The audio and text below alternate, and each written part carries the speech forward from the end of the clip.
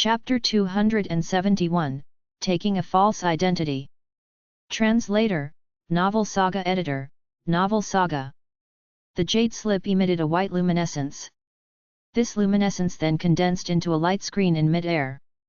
Then, a burst of ripples appeared on the surface of this light screen, and a tall man's image gradually emerged on it.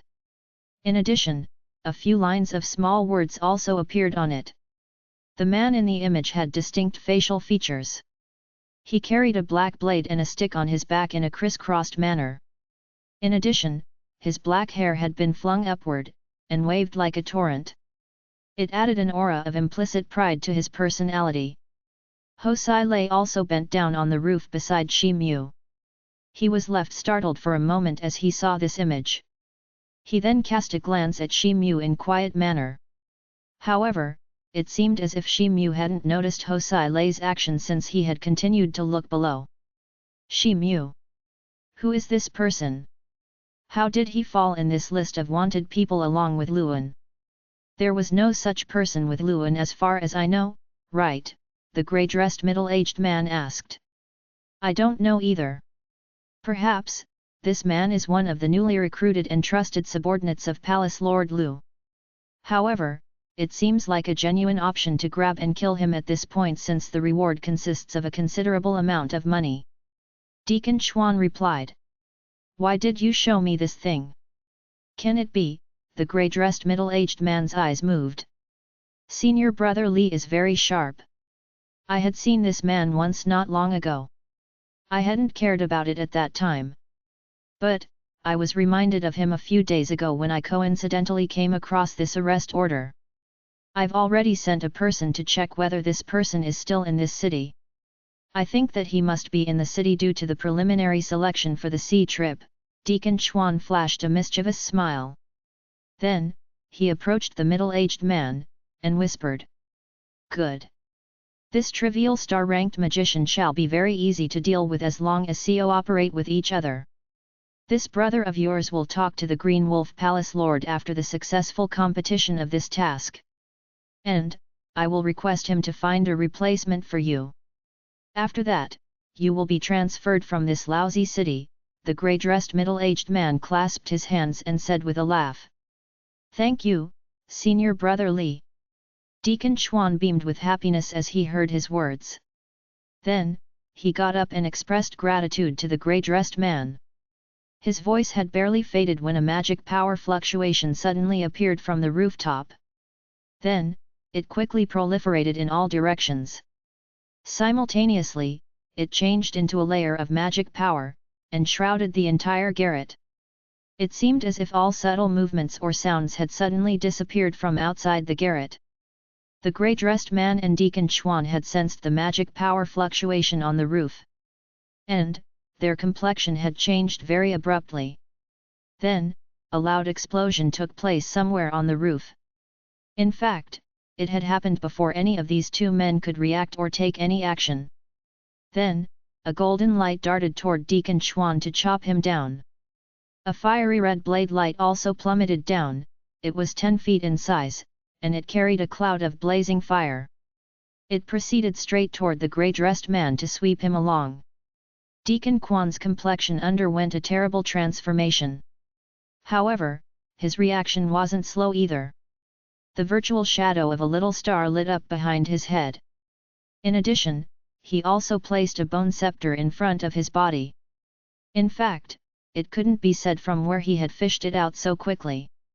A grey fog gushed out from his bone scepter, and surged. Then, 3 human skeletons emerged in the grey fog, and made a font-shaped formation in front of him.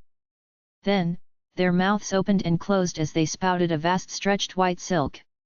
The white silk then wound around the golden light and formed a ball.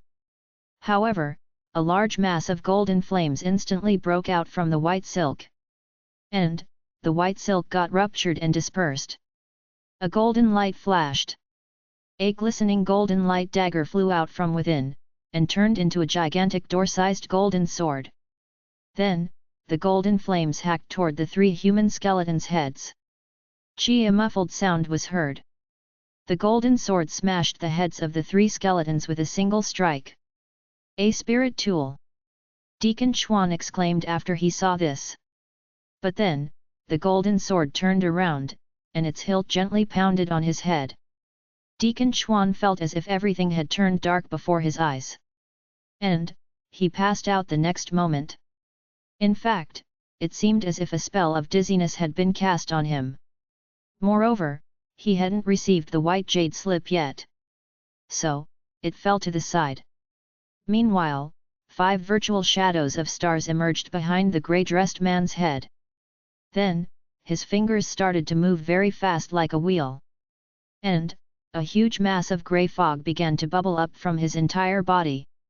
Then, several densely packed bone spears emerged amid the grey fog. They were curled up in a grey smoke. There were altogether 20 or 30 spears. Chi-chi, a shrill ear-piercing sound rang out in the room. The 20 or 30 bone spears changed into a powerful grey current. And, they then dashed forward to receive the fiery blade light. Ping, a parched beam-like sound spread from midair. The fiery red blade light trembled, and eventually collapsed after more than 10 bone spears had exploded on it. Then, it turned into a little red light, and dispersed in the air. The grey-dressed man raised his sleeves, and the remaining 10 or more bone spears changed their direction. They now dashed upward, and broke through the roof. Then, a grey silhouette fell down while floating in the air. This person was Shi Mu. However, the grey-dressed man noticed that Shi Mu's hands had curled into fists. His fists became sparkling and translucent, as if they were made of crystal. Shi Mu aimed his fists and pounded away a dozen of bone spears that were approaching him from ahead. Ping, a series of mild sounds were heard as those bone spears started to crack inch by inch from the tip to the way down. Then, they shattered into smithereens, as if they had been struck by a solid iron hammer. Shi Mu had landed only a few moments before, but he had already stimulated his magic power in his hand. The gigantic golden sword wasn't far from him either. It seemingly changed into a luminous golden light as it darted toward the grey-dressed man to chop him down. However, a grey magic charm suddenly appeared in the grey-dressed man's hand, and he quickly flung it in the air toward the golden sword.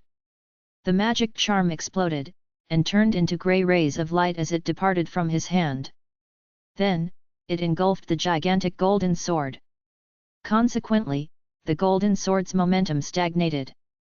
And the golden flame which was blazing on its body extinguished in an instant. Moreover, the golden radiance of the sword had also dimmed by a lot. The sword shook a few times at first. Then, it fell to the ground with a loud sound. And, it stayed there motionless after that. Hee, so it's you. Now I don't need to go and look for you since you've come to me on your own.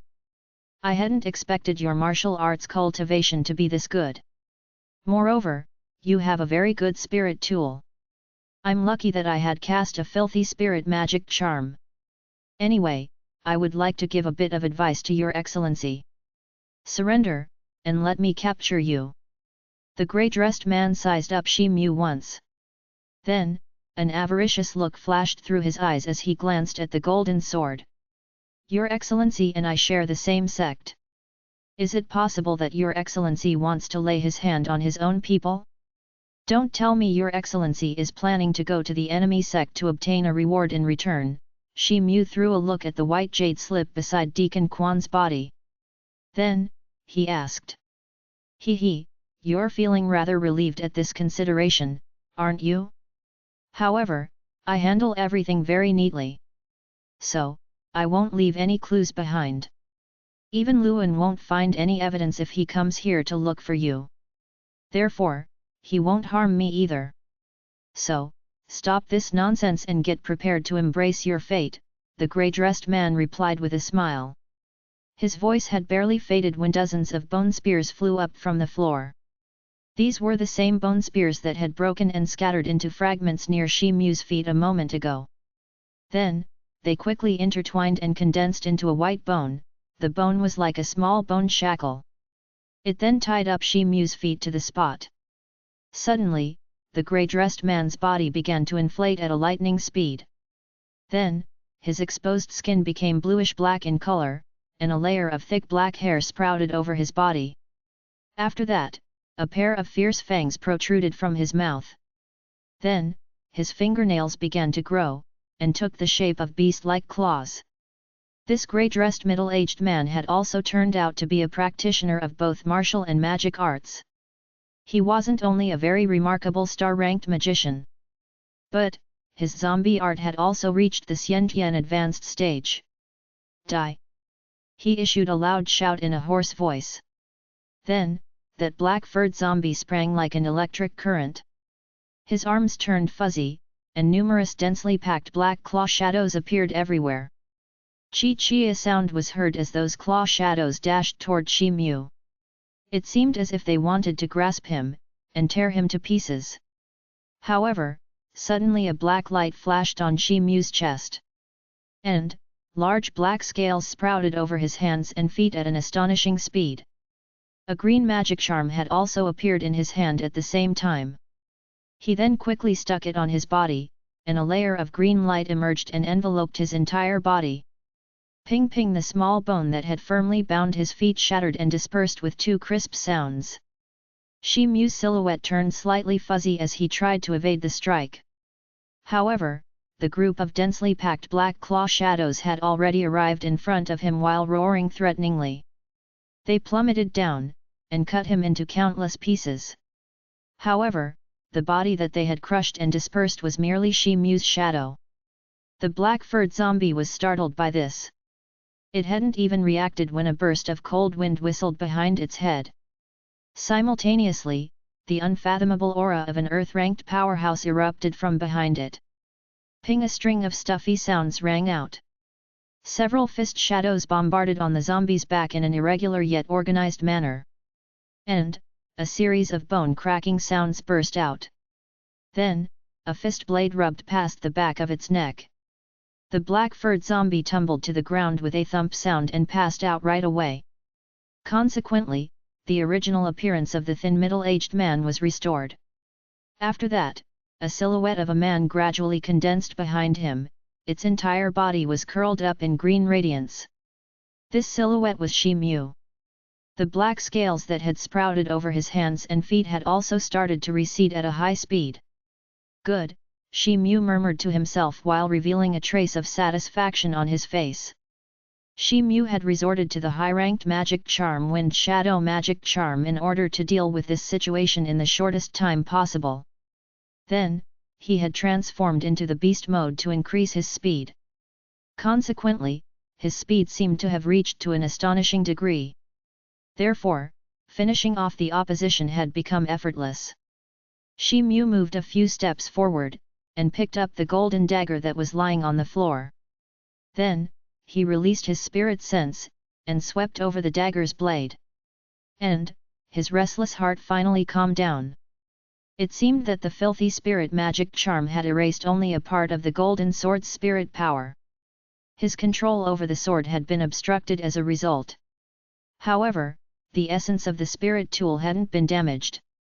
So, it would take only a little effort to restore its spiritual energy. Shi Mu received the golden sword inside his body. He then thought of something, and picked up the white jade slip from the floor. Then, he received it in his storage ring. After that, he rushed to the cracked spot on the roof, and waved his hand. Hosai Lei seemed to have been waiting there for a long time. Shi Mu had barely lifted his hand when Hosai Lei jumped down from the hole. "Senior Mu, why did you keep these two people alive?" He cast a glance at Shi Mu. Then, he asked in a very prudent and careful manner. All the things that Hosai Lei had seen and heard today had made him feel as if he had come to know something that he shouldn't have. Therefore, he was naturally going through some uneasiness deep in his heart. However, he now admired Shi Mu even more since he had witnessed his astonishing strength. Hosai Lei had introspected, and knew that he was a smart person. So, he clearly knew what he should ask, and what should be left untouched. This main altar's envoy has only arrived in this Pi city recently. So, he shouldn't have gotten in touch with many people. You are very proficient in the disguising technique. So, I've decided that I'll let you replace him. Therefore, you will have to preside over the preliminary selection competition for the sea trip, Shi Mu told him straightforwardly. Senior Mu, I am afraid that someone, Hosai Lei was dumbfounded. You decide how you should execute this task. Oh, by the way, don't forget to ask Deacon Chuan to check if he has revealed this matter to anyone else. Shi Mu said. Senior Mu, don't worry. And, leave this matter to me. Hosai Lei heard his words, and a trace of happiness flashed through the place between his eyebrows. Shi Mu's words were enough to prove that he placed a lot of trust and confidence in Hosai Lei. Hosai Lei's eyes swept over the two unconscious people. Then, he waved his hand and summoned two human skeletons. He then ordered them to drag these two people into the inside room. Soon, bursts of inhuman and miserable screams started to ring from the inside room. Shi Mu sat down cross-legged on the spot and closed his eyes. The screams were spreading from the other room, but they didn't seem to reach Shi Mu's ears. Chapter 272, Interrogation. Translator, Novel Saga Editor, Novel Saga. A couple of minutes later, in the inside room of the garret. I have already shared everything that I knew. I still beg for your mercy. Please spare this nasty person's life. I can pledge that I will never tell about this matter to anyone. The grey-dressed middle-aged man's whole body was shrouded in a layer of grey light at this moment. His face looked distorted, and it seemed that he was experiencing inexplicable pain. He was constantly begging Hosai Lei for forgiveness. Then, the grey-dressed man glanced at the ground beside him. Deacon Quan's aura had become very faint. His eyes looked spiritless. His hands and feet had been nailed to the ground, and blood was gushing out. The Dark Moon cult owned a set of torturing methods to torment people's minds and bodies. And, these methods could leave a person incapable of seeking survival or death. Hosai Lei wasn't unfamiliar with these methods even though he didn't hold a high position in the cult. The grey-dressed middle-aged man had also used such a method on many people to extort either a confession or evidence. But, he had never expected that he would be treated the same way someday. He was deeply regretting in his heart. He was only regarded as a small group leader in the main altar of the Dark Moon cult. However, he had obtained the position of the special envoy of the preliminary selection with the support of the Green Wolf Palace's lord. His plan had been to seize this opportunity to make a good fortune. But, he had never thought that he would bump into these two evil people. This nasty person wishes to follow Mr. Shi from now on. You can use Spirit Imprisoning Bead to control a part of my primordial spirit in case you don't feel reassured. Then, you won't have to fear that I could betray you. The grey-dressed man's gaze abruptly moved toward the door as he shouted. Senior Mu. The necessary questions have been asked. Hosai Lei was taken aback. He turned around and saw Shi Mu there. He hadn't noticed when Shi Mu had walked in through the door. Mr. Shi, this person on your side is merely at the peak of the spirit rank. But, I am a practitioner of both martial and magic arts. So, I'll certainly be more useful to you, the grey-dressed envoy said in one breath. Hosai Lei's heart blazed with a fit of fury as he heard these words. He wished he could grab a knife and stab this envoy to death right now. However, he didn't dare to express his thoughts since Shi Mu stood beside him. Instead, he turned around and looked at Shi Mu. Shi Mu waved his hand to indicate Hosai Lei to step down. Hosai Lei was shocked. He retracted his hand, and threw the grey-dressed man heavily on the ground. Then, he drew back to the side. Thank you so much for sparing my life, Mr. Shi. This trivial person will certainly pay back in the future. The grey-dressed middle-aged man felt that his body had been loosened.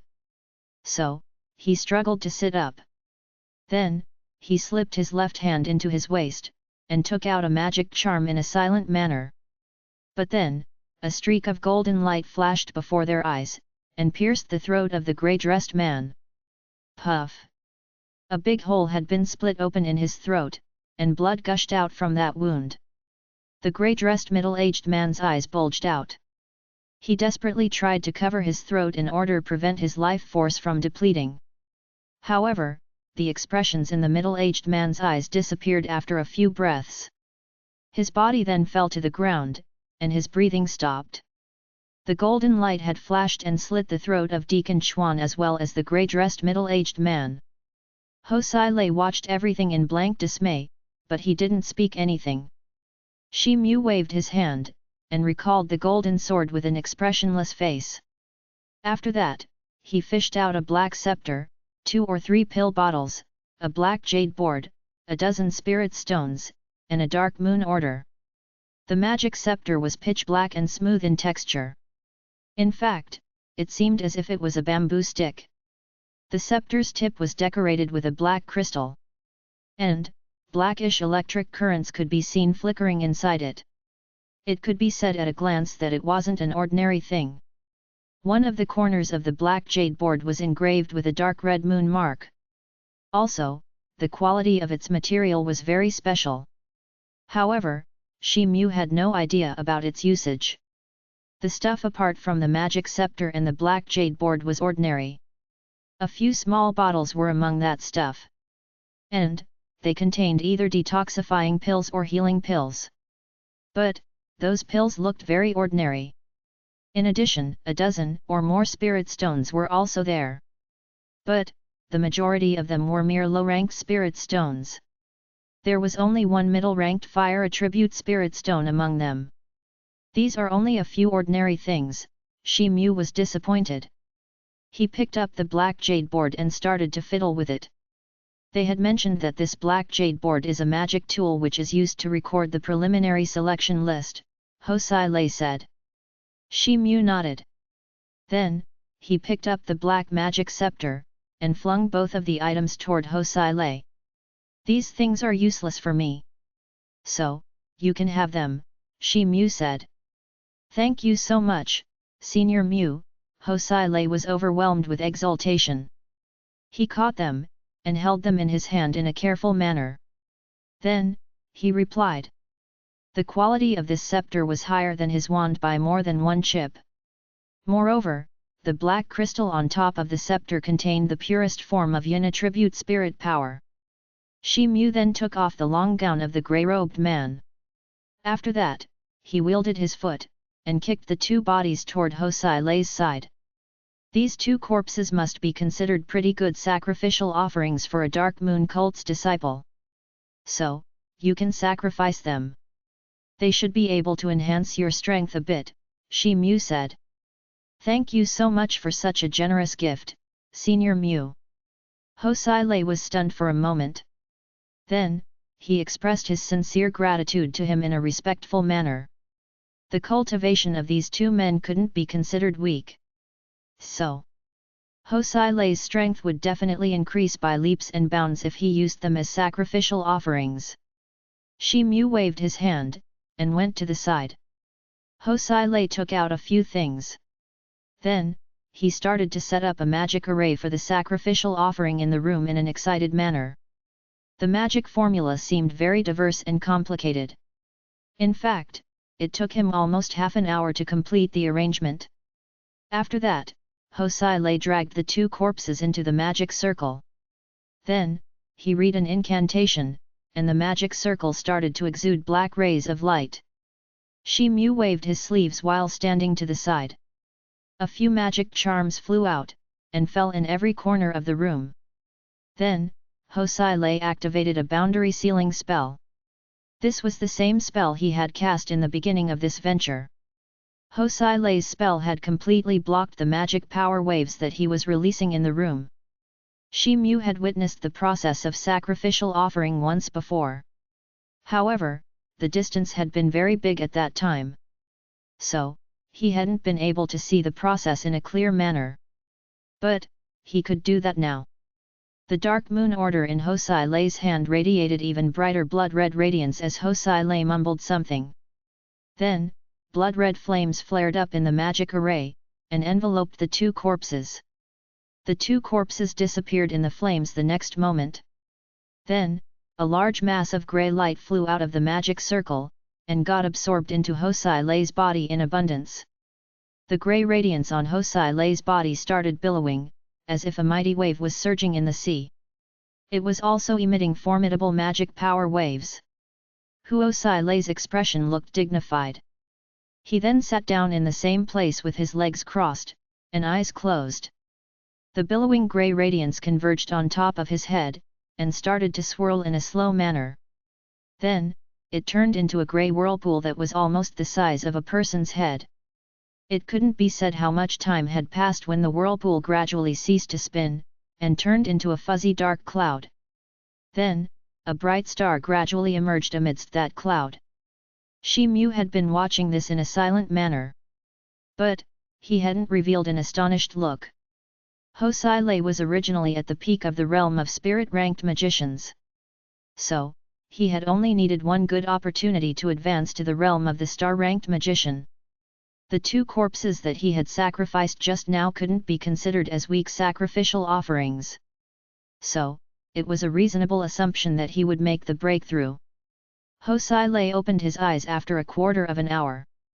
The grey radiance on his body had subsided by now. He looked at his hands, and his face brightened up with an ecstatic look. "Senior Mu, many thanks for helping me in accomplishing my goal." Hosai Lei again expressed his gratitude to Shi Mu with deep veneration. Shi Mu smiled back in reply. Then, he waved his hand, and tossed the grey-robed middle-aged man's gown and dark moon order toward Hosai Lei.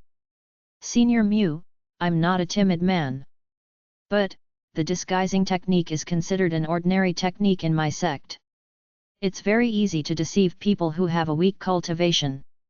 However, I'm afraid I'd be seen through easily if I were to encounter a sharp-eyed and observant person. And, that would certainly ruin Senior's highly important plan," Hosai Lei explained. "It's not an issue. No one in this city recognizes this envoy so far. Moreover, you only need to disguise yourself as him till I pass the preliminary round and get my name registered on this jade board," Shi Mu stated while passing him the black jade board. Hosai Lei hesitated for a moment when he looked at the black jade board. But then, he nodded. Hosai Lei then entered the inside room. A grey-robed middle-aged man walked out almost half an hour later. However, his expression looked slightly nervous and disturbed. Shi Mu's brows plunged upward, and a trace of amazement emerged in his eyes. He looked at Hosai Lei up and down a couple of times. Then, he nodded and said, "Good. Your disguising technique is genuinely very deceptive. I'm sure that even a close acquaintance of the grey-robed man might fail to find any flaw. Rest assured, I will solve any problem for you in case something goes wrong." "Yes." Hosai Lei heaved a sigh of relief as he heard these words. "You stay here tonight, and I'll leave," Shi Mu nodded to him. He then waved his hand to make him remove all magic charms that he had arranged in the room. Afterwards, Shi Mu left the place and returned to his dwelling place. He then sat down on the bed with his legs crossed. Shi Mu had confidence in Hosai Lei's disguising technique. Moreover, he only needed to pass the preliminary competition. And, things would be much easier to handle at a later stage. Anyway, why did the Dark Moon cult suddenly become desirous of sending disciples to the Western continent? Shi Mu was swaying in the tide of such thoughts. But, he shook his head and decided to cast aside such thoughts after some time. Then, he closed his eyes. A day later. There were 10 simple rings in a public square outside the guest house building. Thousands of people had gathered here at this time. The preliminary selection competition had been scheduled to begin today. Shi Mu got mixed in the crowd, and started to look for a spot where he wouldn't get noticed. A commotion was heard from the guest house at this moment. Shi Mu raised his eyes to look in that direction, and saw a thin grey-robed middle-aged man. The grey-robed man was accompanied by several deacons of the Dark Moon cult's various sub-altars. They walked out of the guest house together. A few disciples of the Dark Moon cult saw them, and started to crowd around them. This grey-robed middle-aged man was none other than Hosai Lei in disguise. Shi Mu's brows slightly creased. He had noticed that Hosai Lei was still a bit nervous. Moreover, his footsteps seemed slightly stiff as well. Hosai Lays swept over the crowd around him. He noticed that there were a large number of star-ranked magicians and Xian-Tian warriors in the crowd. So, the consequences could be disastrous if his trick was discovered by any one of them. Hosai Lay's heart fluttered and his body started to quiver after this thought crossed his mind. "Mr. Special Envoy, what's the matter?" A short and stout deacon of the subaltar stood beside him. He seemed to have noticed Hosai Lay's strangeness. "Oh, it's nothing," Hosai Lay's heart skipped a beat out of fear as he replied. A trace of doubt flashed through the short and stout man's eyes. But, he didn't ask anything further. And, Hosai Lay heaved a sigh of relief. "Oh, by the way, how come Deacon Chuan isn't around?" another subaltar's deacon asked. "Indeed, I haven't seen him since this morning. Mr. Special Envoy. Deacon Chuan had said that he had requested to pay you a visit last night. Do you know where he is?" the short and stout man asked. "Oh, he did visit me last night. But, he left very soon. And, I don't know where he went afterwards," Hosai Lay replied. But, his voice seemed a little flustered. "Idiot! Why are you getting so nervous?" a cold voice suddenly fell in Hosai Lay's ear. It was Shi Mu's voice. Chapter 273, Preliminary Selection. Translator, Novel Saga Editor, Novel Saga. "Relax, I'm with you. I'll have enough time to take you away from here even if you get caught by these people," Shi Mu's voice continued to resound in his ears. Hosai Lay's fluttering heart calmed down when he heard these words of reassurance. Then, he secretly took a deep breath, and swept away those disturbing thoughts from his head. "Mr. Special Envoy." The short and stout man's brows wrinkled slightly. "Well, you send someone to inquire about Deacon Quan's whereabouts. Today is a very special day since the preliminary selection matches are going to start. So, we have to give more importance to this matter than any other thing. This matter must be resolved quickly," Hosai Lay stated in a cold manner. Yes, the short and stout deacon's complexion dignified along with those of the other deacons. And, they complied with orders. Hosai Lay didn't stop to look at them. Instead, he stepped toward a high platform near the arena. The bustling crowd around him quieted down, and the people turned their eyes toward Hosai Lay in quick succession. "Ladies and gentlemen of the Dark Moon cult, this humble servant has been assigned by the cult's right-wing minister to come here, and gather the disciples who wish to explore the Western continent. I'm relieved to see how enthusiastic you people are to get your name registered." Hosai Lay stood on the platform and spoke up in a loud voice. Many people's faces revealed a trace of excitement as soon as this statement was made. "Well, I will explain the rules for this selection first." Hosai Lay paused for a moment. Then, he continued, "Only the cult's disciples are eligible to participate in this selection. So, everyone will need to go through the identity verification when you come to me to register your name. After that, the winners will be selected based on the outcome of the one-on-one matches that will be conducted here. And, those winners can follow me to the Dark Moon cult's headquarters for the next round of selections." Hosai Lay's voice had barely faded when it sparked a burst of discussion under the stage. However, Hosai Lay walked to the table in the center of the platform, and sat down. Then, a Dark Moon cult disciple who appeared to be a very young man jumped onto the high platform. He looked 20 years old, more or less. Then, he took out his Dark Moon order, and handed it over to Hosai Lay. The short and stout deacon and a few other people urged the disciples of various subalters' deacons to maintain order near the platform. Hosai Lay received the Dark Moon order, but he didn't pour a glance at the man's action. A blood-red light flickered twice on the token, and a few lines of text along with an image appeared after that. Then, Hosai Lay glanced at this young disciple of the Dark Moon cult, and gave him a nod. After that, he returned the token to the young man.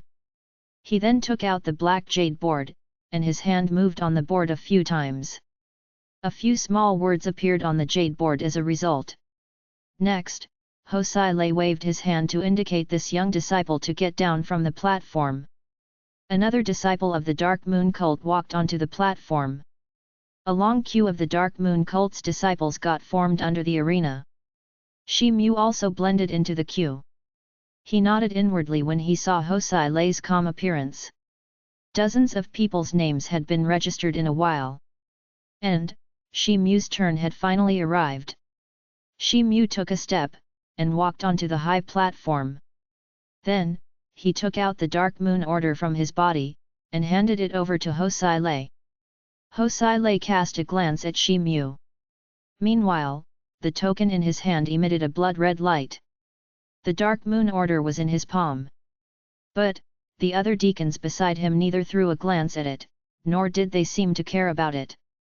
Hosai glanced at it, and nodded. Then, he returned the token to him. Simultaneously, he recorded Shi Mu's name on the jade board. But, the name he mentioned was a pseudonym. Shi Mu turned around, and walked down the high platform. He felt very relieved deep in his heart. He knew that the next step would be easier after he had passed this step.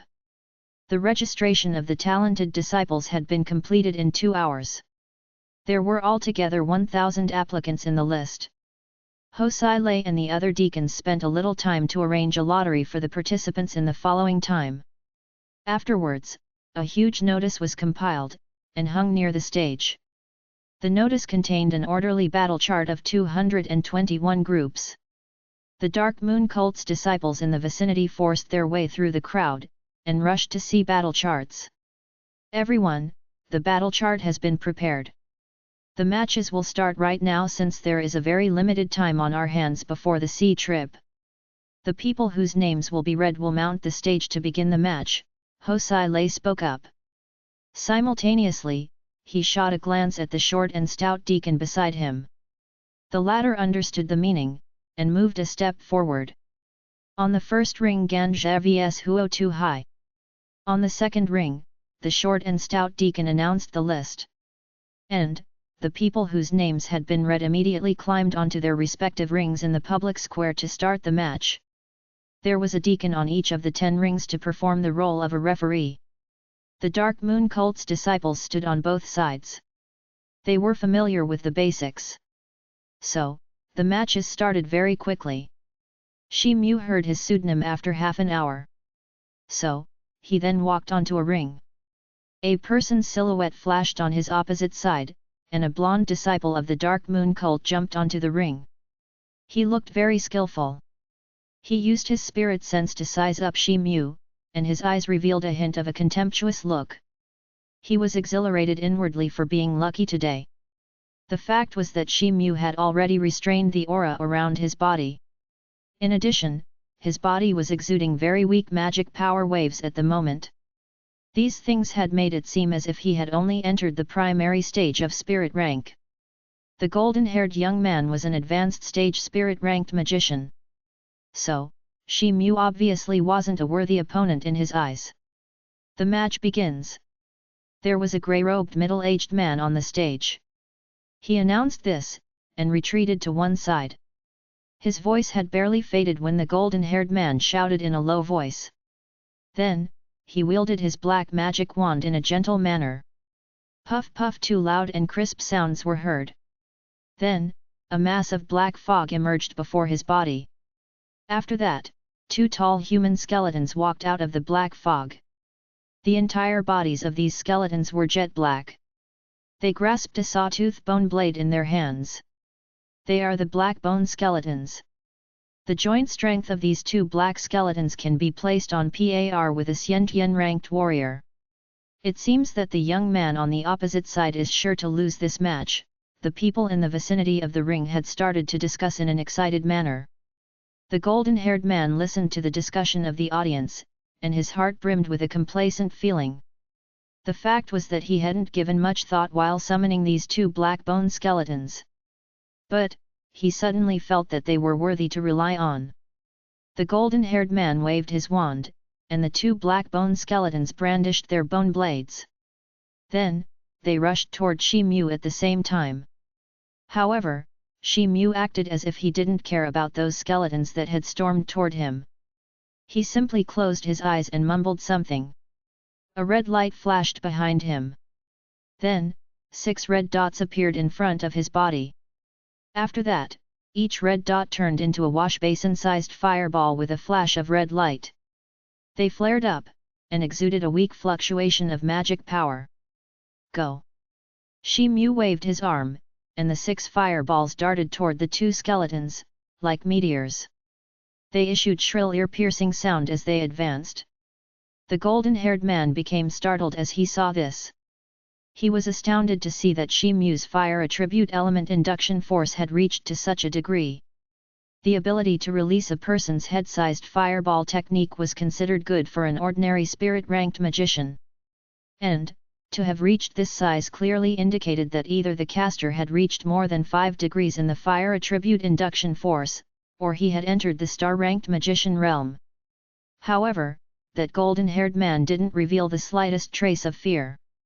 Instead, he waved his wand, and the 2 skeletons stopped from swooping toward Shi Mu.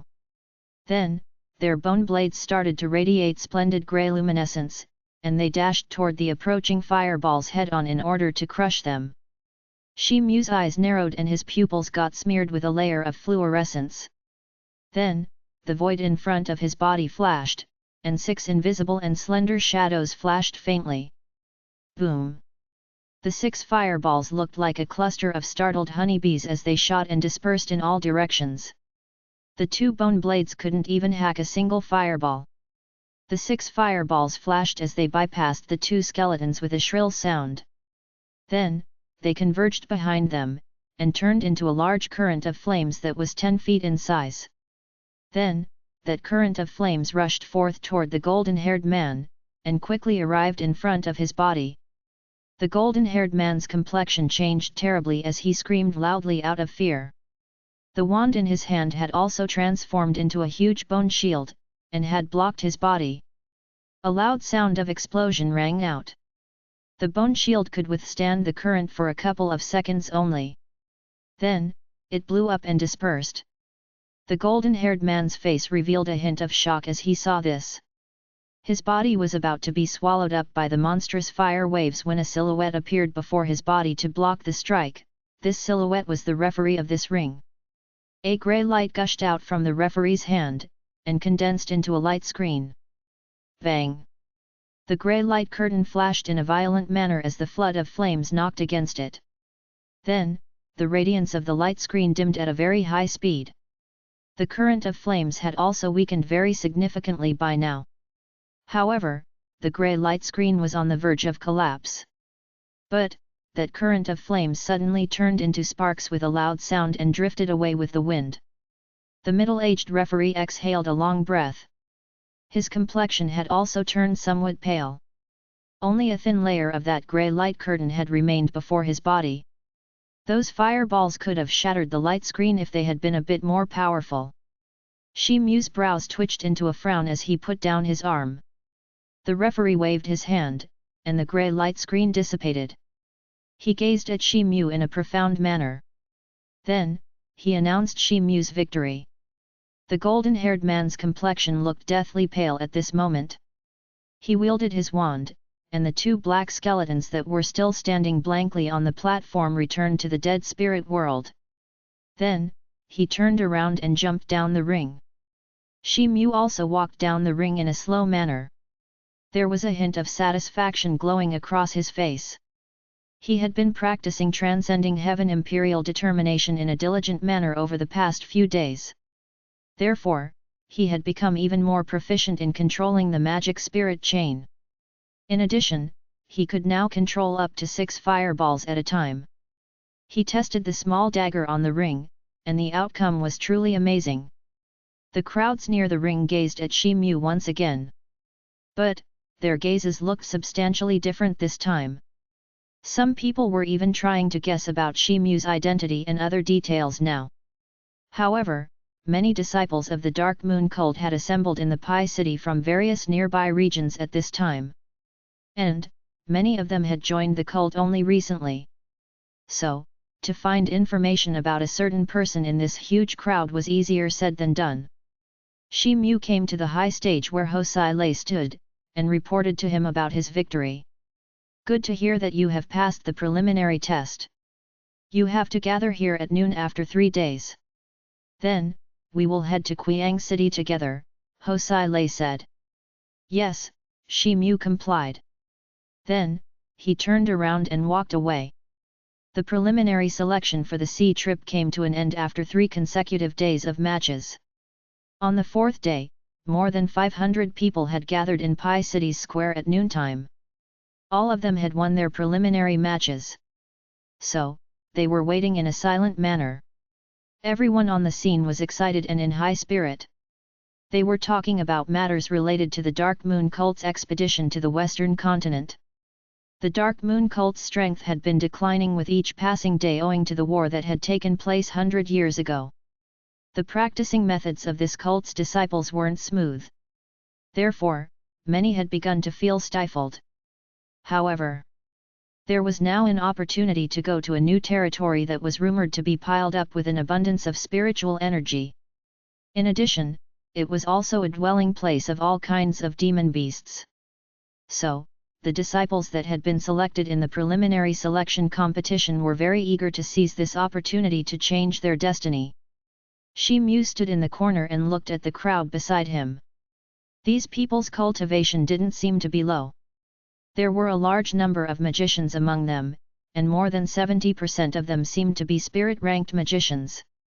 Shi Mu was flabbergasted since this kind of a situation was unlikely to be seen in any other place. Chapter 274, Large Army Pressures the Border. Translator, Novel Saga Editor, Novel Saga. Your Excellency is Brother Mu Shi, right? It's nice to meet you. A young man walked over and greeted Shi Mu. He had a green tattoo on his face. You are? Shi Mu glanced at this person, and asked.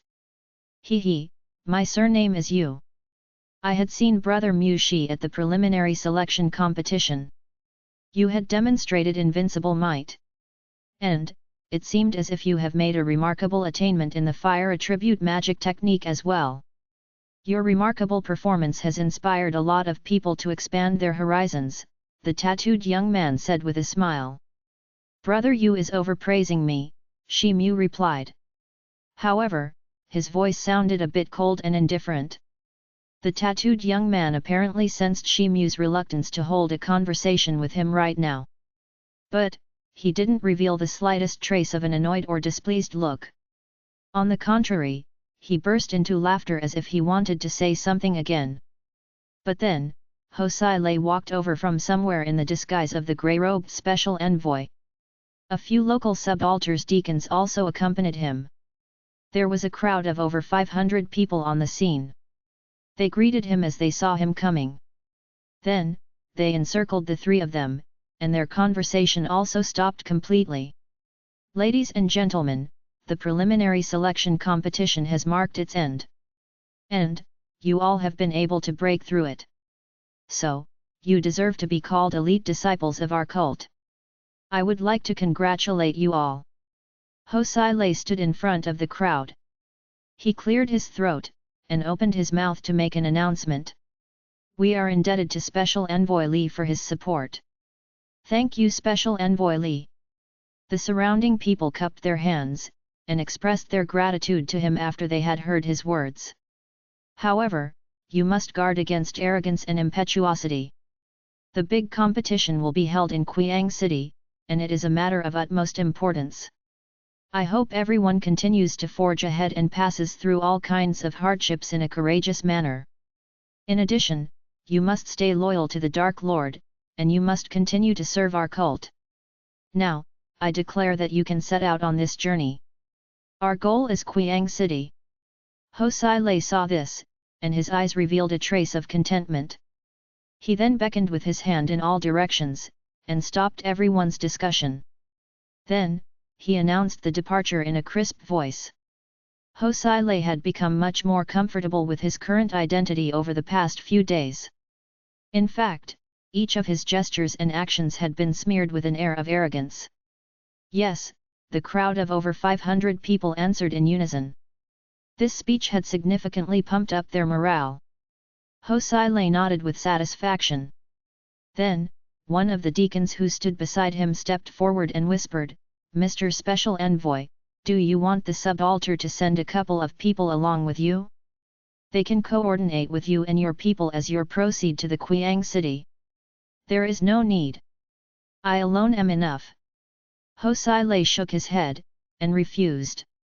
The man had wanted to flatter the envoy by his honeyed words.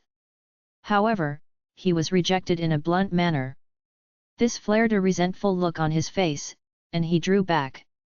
"We wish Mr. Special Envoy to have a safe and smooth journey." The short and stout deacon took a step forward. He cupped his hands in obeisance, and said, "Let's go."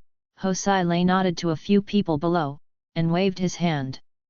Then, he mounted a tall horse, and galloped toward the gate of the city to lead the people. The crowd of 500 people also got on their horses and followed him. Normally, it would take at least 2 or 3 months to go to Qiang City from Pai City on foot. But, this group would be able to reach there in only 1 month if they rode their horses at a somewhat faster pace. These 500 riders that had gathered together whistled out the city gate like a mighty current. The crowd in the vicinity looked at these people in an envious manner, and started to talk about them spiritedly.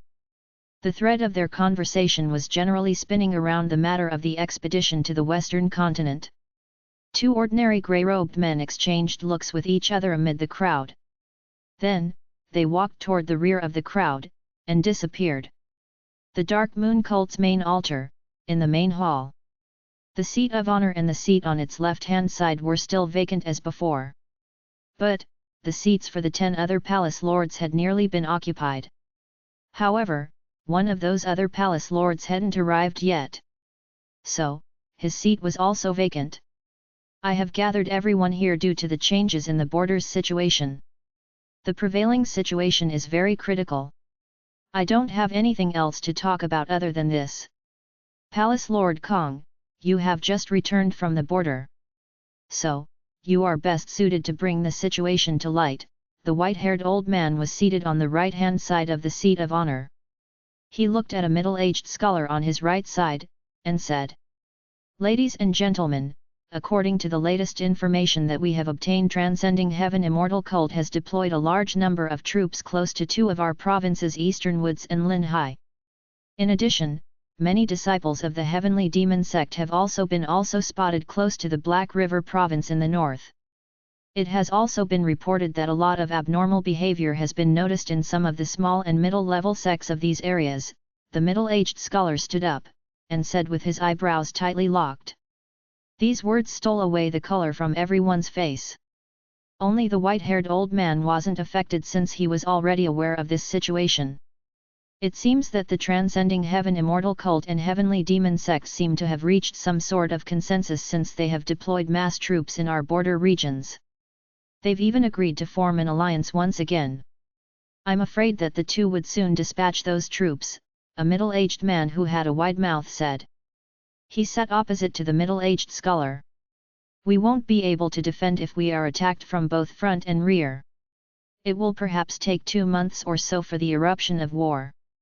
Then, their soldiers would be close to our main altar." There was a beautiful and young woman among them. She was also a palace lord. Her elegant eyebrows creased as she said, "It's impossible to defend to the last. Transcending Heaven Immortal Cult and Heavenly Demon sect have assigned massive military force to keep our border under control. Therefore, there must be very few people their cities. We might as well send some elite disciples to sneak into the big cities of the Lu Shan Kingdom and the Great Qin Kingdom. We will execute this plan like how Palace Lord Lu had done before. We will once again bring a catastrophic situation in their territory. And, the rest of the cult's people will stay behind to guard the main altar. They will activate the great formula for the protection of the cult to their death. Let's see who goes down first." The red-browed man snorted coldly on the other side. "Defeng, your words seem delirious. A large number of our elite disciples won't be available. So, How long can you sustain yourself with the great formula for the cult's protection if the transcending heaven immortal cult and the heavenly demon sect have truly joined hands to mount an attack on our main altar? And, do you think that this point hasn't occurred in anyone's mind in the opposite party? Don't you realize how long it has been since that incident in the heavenly U-City? They would have certainly tightened the security in their territory. So, we would end up empty-handed on both sides if we were to follow your plan, the curly-haired man replied with a sneer. Huo Qing, then you tell us what our next step should be. Should we negotiate for peace? Or, should we negotiate for surrender? Difeng shot a glance at him, and responded in a sarcastic manner.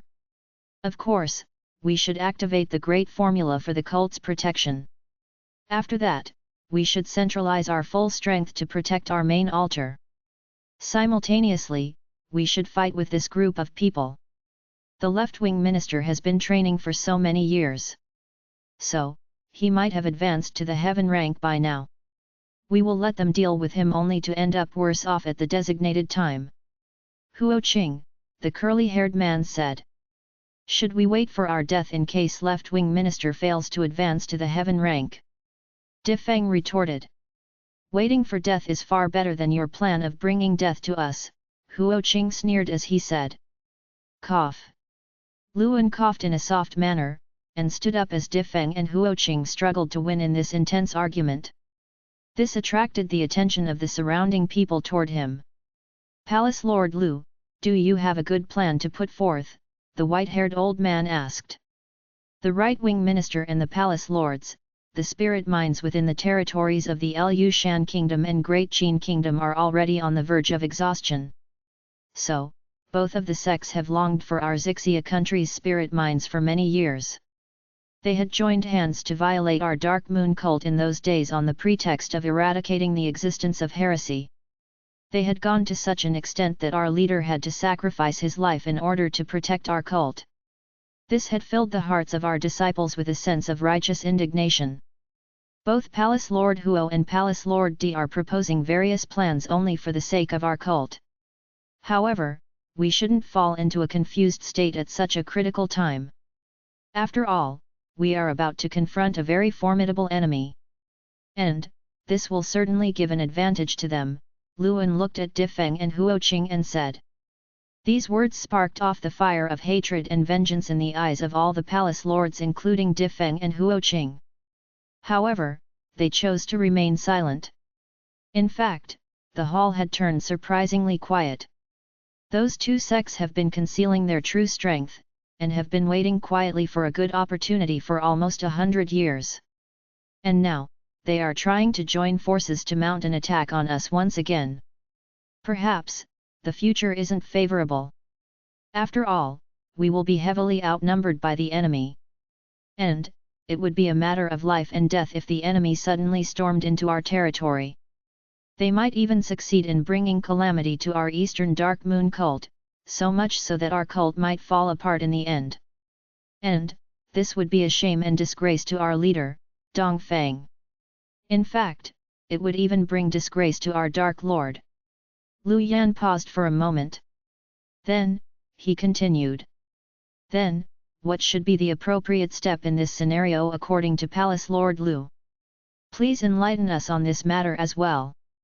Huo Qing asked. I believe that all fellow palace lords should issue an order to notify their subalters' disciples to pay close attention to these two sects' movements. These disciples have to cause a commotion to delay the enemy. In addition, we should keep some of the disciples for the protection of the main altar. They will activate the great formula for the cult's protection. And, the remaining people including the elite disciples of our cult should evacuate this place. They should then rush to the western continent through the sea. Luan's eyes swept over everyone present on the scene as he spoke up in a calm manner. Doesn't it mean that we'll have to sacrifice a large number of disciples? The young woman asked. Perhaps. It's not possible to evacuate everyone out of here. So, we'll probably have to abandon or sacrifice some people. It's inevitable. But, this sacrifice will be worthwhile if it can be traded for a glimmer of hope for a better future, Luan replied. I agree with Palace Lord Lu. Those two sects won't be able to do anything to us if we are separated from them by the Yellow Sea. On the other hand, they'll certainly take hold of us in a short time if we stay here.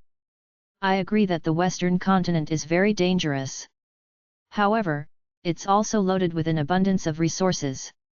Therefore, we might get the opportunity to regroup, and land a counterattack on the eastern mainland if we manage to get there. A black-faced man nodded in agreement. Palace Lord Lu, your plan seems feasible. However, our cult has only 5 large ships that are ready for sea travel. And, my calculation suggests that one ship can accommodate only 200 people. So, our ships can carry 1,000 people at most. And, they might encounter dangers, and suffer losses en route. However, let's assume that our 1,000 people sail smoothly across the sea, and reach the western continent. But, what will they do afterwards? Huo Qing said. Everyone directed their gazes at Luan. The number of ships was indeed a big concern for them. The Yellow Sea stretched over thousands of miles. Therefore, the storms that they would encounter on the way couldn't be predicted. Moreover, they could get attacked by the sea beasts. So, it was impossible for an ordinary ship to sail across the Yellow Sea in a smooth and peaceful manner. These big ships might be able to reach the western continent. However, there were only 5 of these spirit tool-ranked boats in the cult. Palace Lord Huo, you don't have to worry about this matter. I have some means that will ensure the accommodation of at least 5,000 people. Luan flashed a faint smile as he said. This is a matter of life and death for our cult. I cannot believe your statement unless you issue a written pledge to fulfill a military order, Huo Qing said. Di Feng was enraged as he saw this situation. He was about to speak something when Luan's voice resounded in the hall. Okay, it's settled then. Right-wing minister and all dignified palace lords present here. I Luan hereby declare that I must be punished with apostasy if I don't collect the ferry boats in 2 months. Moreover, there should be no objection to this. The surrounding people were struck dumb as soon as this statement was made. They gazed into Luan's eyes, and noticed some difference in his vision. Let's assume that the ship's problem has been resolved. However, we have very limited time on our hands, and the elite disciples of our cult are scattered everywhere. How will you select and gather them in such a short span of time? The young woman asked. I have already pondered over this matter. The preliminary selection matches for the sea trip are being carried out at various subalters these days, right? We can execute this plan in this way. Luan revealed a faint smile, and explained the plan he had sketched out beforehand. The people in the hall nodded in agreement after they heard his plan. Nobody raised any kind of objection this time, not even Huo Qing. Palace Lord Lu, you have full authority to carry out this plan as you see fit since this plan has been proposed by you. You can freely mobilize the resources that are available with the cult. However, there are many sea beasts in the depths of the Yellow Sea that could attack us. And, the sea race is also hostile towards us. So, you must consider these points in a proper manner before you take any action. The white-haired old man noticed that everyone had finally reached a consensus. So, he opened his mouth to say. Luan understands.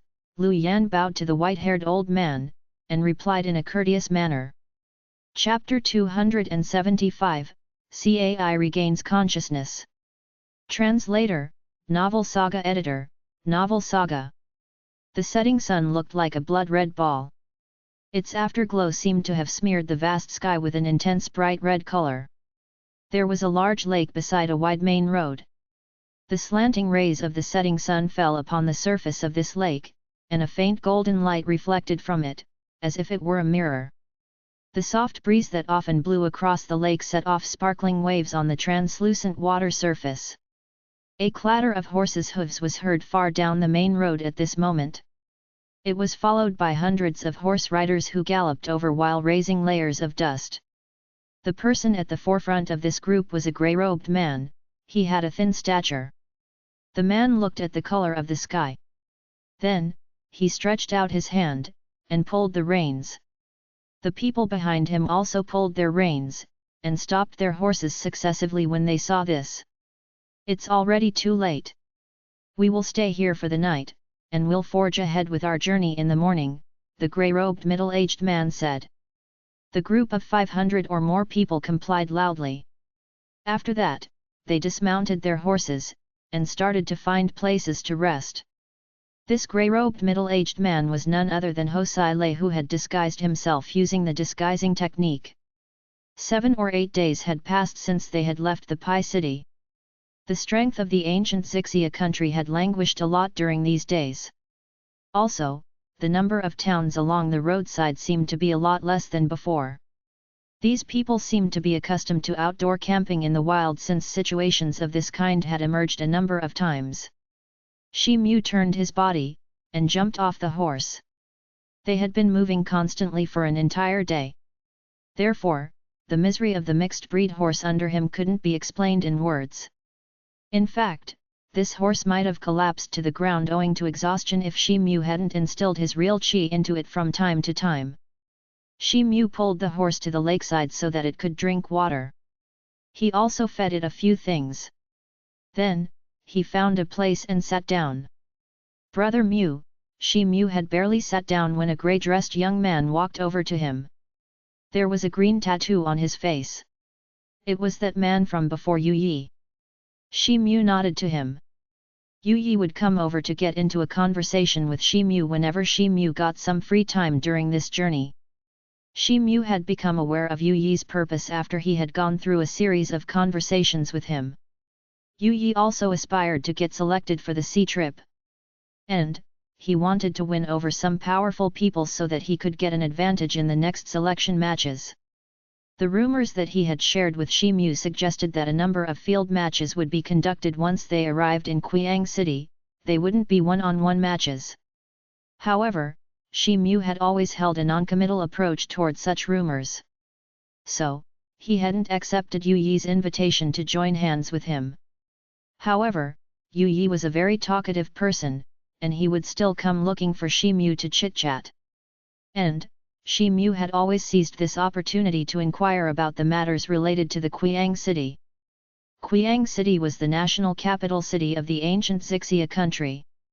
It was adjacent to the gloomy Corpse Mountains where the main altar of the Dark Moon cult was located. Moreover, its western border was near the Yellow Sea. So, it was considered to be a big coastal city. The ancient Xixia country had been a very prosperous nation in the past. And, the Qiang City had once been considered a time-honored city that could be placed on par with the heavenly Yu city of the Lu Shan kingdom. However, the circumstances had greatly changed with the passage of time. The Xixia country's national power had been deteriorating ever since the Dark Moon cult had suffered a crushing defeat 100 years ago. So, the Qiang City had also been declining with each passing day. However, Qiang City was still considered the most prosperous place in the entire Xixia country.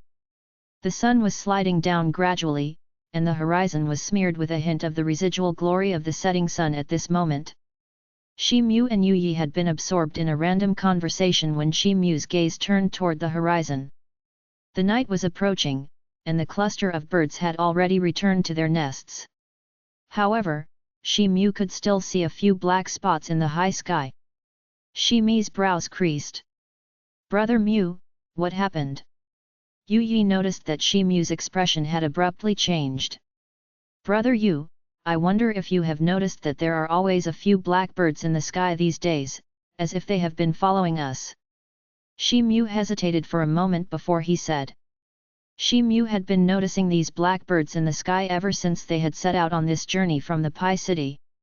And, they had been constantly following this group while maintaining an acceptable distance from them. "Brother Mu is talking about those black-winged griffins." Yu Yi glanced at the black spots in the sky, and said in a casual manner. "Black-winged griffins?" Shi Mu looked astounded as he asked. It seemed from Yu Yi's tone that he had also been noticing this for a while. "They are a kind of birds that is raised by the heavenly demon sect. They use these birds to scout their enemy to gather information," Yu Yi replied. "The heavenly demon sect?" Brother Yu's expression makes it seem that he isn't surprised to see these birds. Am I right? Shi Mu asked. The heavenly demon sect would often send these black-winged griffins to infiltrate the territory of Xixia country several decades ago. These birds were considered very strong, and could fly at a good speed even at high altitude. Ordinary people hadn't been able to cope with these birds at that time. So, our cult had dispatched some elite disciples to kill these birds. However, they also couldn't achieve any remarkable result. In fact, they had yielded negligible results even after spending an entire year. They had succeeded in killing these birds only when an Earth-ranked powerhouse or a few star-ranked magicians had joined forces. And, it was extremely expensive for the cult. But then, they had noticed that the heavenly demon sect never made any move after sending these birds. So, this matter had been left unsettled. And, we got accustomed to seeing these birds over the time, Yu Yi explained in a confident manner. His facial expression hadn't revealed any strange look all along. Shi Mu nodded in a silent manner. Brother Mu, you didn't know about this matter. Yu Yi looked surprised as he asked. I have been wandering around for the past few years. I have come to the Xixia country only recently, Shi Mu replied. Oh, Brother Mu has been wandering around in another country. I wonder where. A gleam of curiosity appeared on Yu Yi's face. Lu Shan Kingdom, Shi Mu replied after a momentary hesitation. Yu Yi's eyes moved. Lu Shan Kingdom has been driving the Dark Moon cult's disciples out of its territory owing to the havoc caused by Palace Lord Luan. Even I couldn't stay there any longer. So, I finally came to Xixia country. Shi Mu continued. So, that's how it is, Yu Yi said. Shi Mu was about to say something again when his complexion suddenly changed, and he stood up. It's too late. I should now look for a place to rest. I would like to take my leave now, Shi Mu nodded to Yu Yi. Then, he pulled his horse and walked away. Yu Yi had no option but to stand up and walk back. The sky had been covered in a curtain of darkness by now. Everyone was tired after the long journey of the whole day. Therefore, some people had already lain down to take a rest. But, there were still some people who had gathered around the raging fire of the high-piled woods. They all seemed to be in high spirits as their cheerful voices and sound of laughter were constantly ringing in the air. Shi Mu gradually came to the outermost part of this crowd while leading his saddle horse. He swept his gaze around a few times to make sure that nobody was watching him. Then, his silhouette flashed, and he disappeared into the darkness. He drifted far away in a silent manner. Shi Mu eventually stopped when he had come a few miles away from the crowd. Then, he extended his arm toward his bosom, and drew out a black parrot. It was none other than Cai. A layer of red radiance could be seen gleaming on Cai's entire body at the moment. And, that radiance grew brighter with each passing second. Cai had been very dull and drowsy ever since he had lost his consciousness.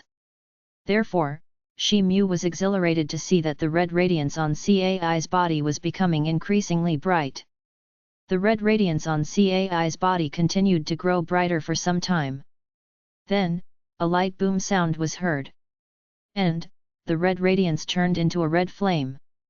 Then, that flame flared up, and started to peel off the black pigment which had smudged Cai's body. Shi Mu's face revealed a sorrowful expression as he saw this. He released a stream of Xiantian real qi. It gushed out of his hand, and cradled Cai's body. Simultaneously, he tried to extinguish the scorching flame that had shrouded Cai's entire body. The black pigmentation on Cai's body got wiped away by the blazing flame. And, the feathers on its body became vibrant and multicolored once again. Shi Mu got surprised as his gaze fell on top of Cai's head. The fact was that Shi Mu hadn't noticed that a white feather had sprouted on top of Cai's head. Moreover, it had grown right next to that red feather. Suddenly, Cai's body, which had been curled up in a blazing fire, inflated to twice its original size. Then, it slowly opened its eyes, and a streak of white light emerged in its pupils. Shi Mu's complexion changed. He couldn't understand why a slight chill had emerged in his heart. In addition, he was struck by a strange sensation, as if his innermost feelings were being seen through. A streak of white light flashed in Cai's eyes at this moment, and then it disappeared without a trace.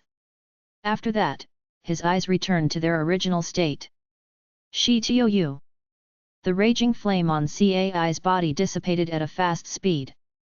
It then spread its wings, flew up, and landed on Shi Mu's shoulder. Then, it rubbed its furry head twice against Shi Mu's cheek. So, you've finally awakened. Shi Mu pushed aside Cai's furry head and said, as if he was in a foul mood. Have I been asleep for a long time? Cai asked. You have been in deep slumber for over a month, Shi Mu replied. I slept for more than a month. Cai rolled his eyeballs as if he was surprised to hear Shi Mu's words. Shi Mu looked at Cai, and sensed an intense aura around his body. This was a lot stronger than before. Is this a common phenomenon in your gossiping parrot race? Does everyone in your race remain in a drowsy mode for a long time, and then undergo a transformation if they gobble up a lot of spirit stones? Shi Mu pondered for a moment.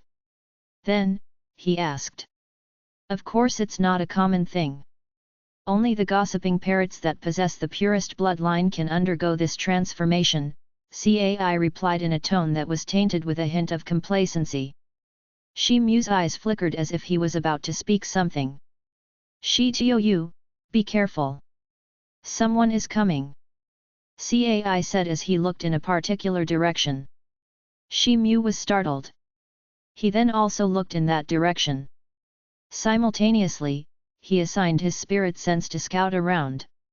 But, he couldn't see anything strange even though he had unique eyesight. This was due to the presence of a large dense forest in that direction. In addition, he didn't find any abnormalities within the exploration range of his spirit sense. Shi Mu's eyebrows creased as an idea popped into his mind. He connected his eyes with Cai's vision. The next moment, Shi Mu's body received a powerful jolt since a strange picture had appeared in his mind. The sky, the trees, and the ground appeared very clear. In fact, everything that was before his eyes appeared much clearer than before. In addition, he could also clearly see the situation within the radius of few miles now. The trees that had blocked his field of vision before seemed to have changed into a translucent grey color now. And, it seemed as if he could see through them. Shi Mu was at the edge of the lake at the moment. However, the lake's water seemed like it had never existed in his field of vision since everything in the lake was clearly visible to him now. Suddenly, the silhouette of a grey-robed middle-aged man appeared in Shi Mu's field of vision. That person was passing through the forest when he looked around and started to walk toward them. This person is Hosai Lei. He has turned into someone else with the help of the disguising technique, Shi Mu explained. Cai patted his chest with his wings as he heard these words. It seemed as if he was relieved. Let's come to the point. Cai, how did your eyesight? Shi Mu's gaze turned to see Cai as he asked. This. I'm not very clear about it either. I experienced a cool soothing feeling in my eyes when I woke up, and my eyesight had substantially enhanced. I can now see things that are a long distance from me very clearly. What do you think about it? Isn't it awesome? Cai said. Then, a thought crossed Shi Mu's mind. He gazed at the white feathers on Cai's head as a thoughtful expression appeared on his face. But then, they heard the rustling sound of footsteps that was gradually approaching them. Simultaneously, the silhouette of Hosai Lei in disguise of the grey-robed middle-aged man appeared in Shi Mu's line of sight. Hosai Lei revealed a delighted look as his eyes fell on Shi Mu, and he quickened his pace. He had barely walked 2 steps when his eyes drew toward Cai on Shi Mu's shoulder, and he was left startled. Cai finally woke up. Hosai Lei arrived in front of Shi Mu, and asked in a surprised manner.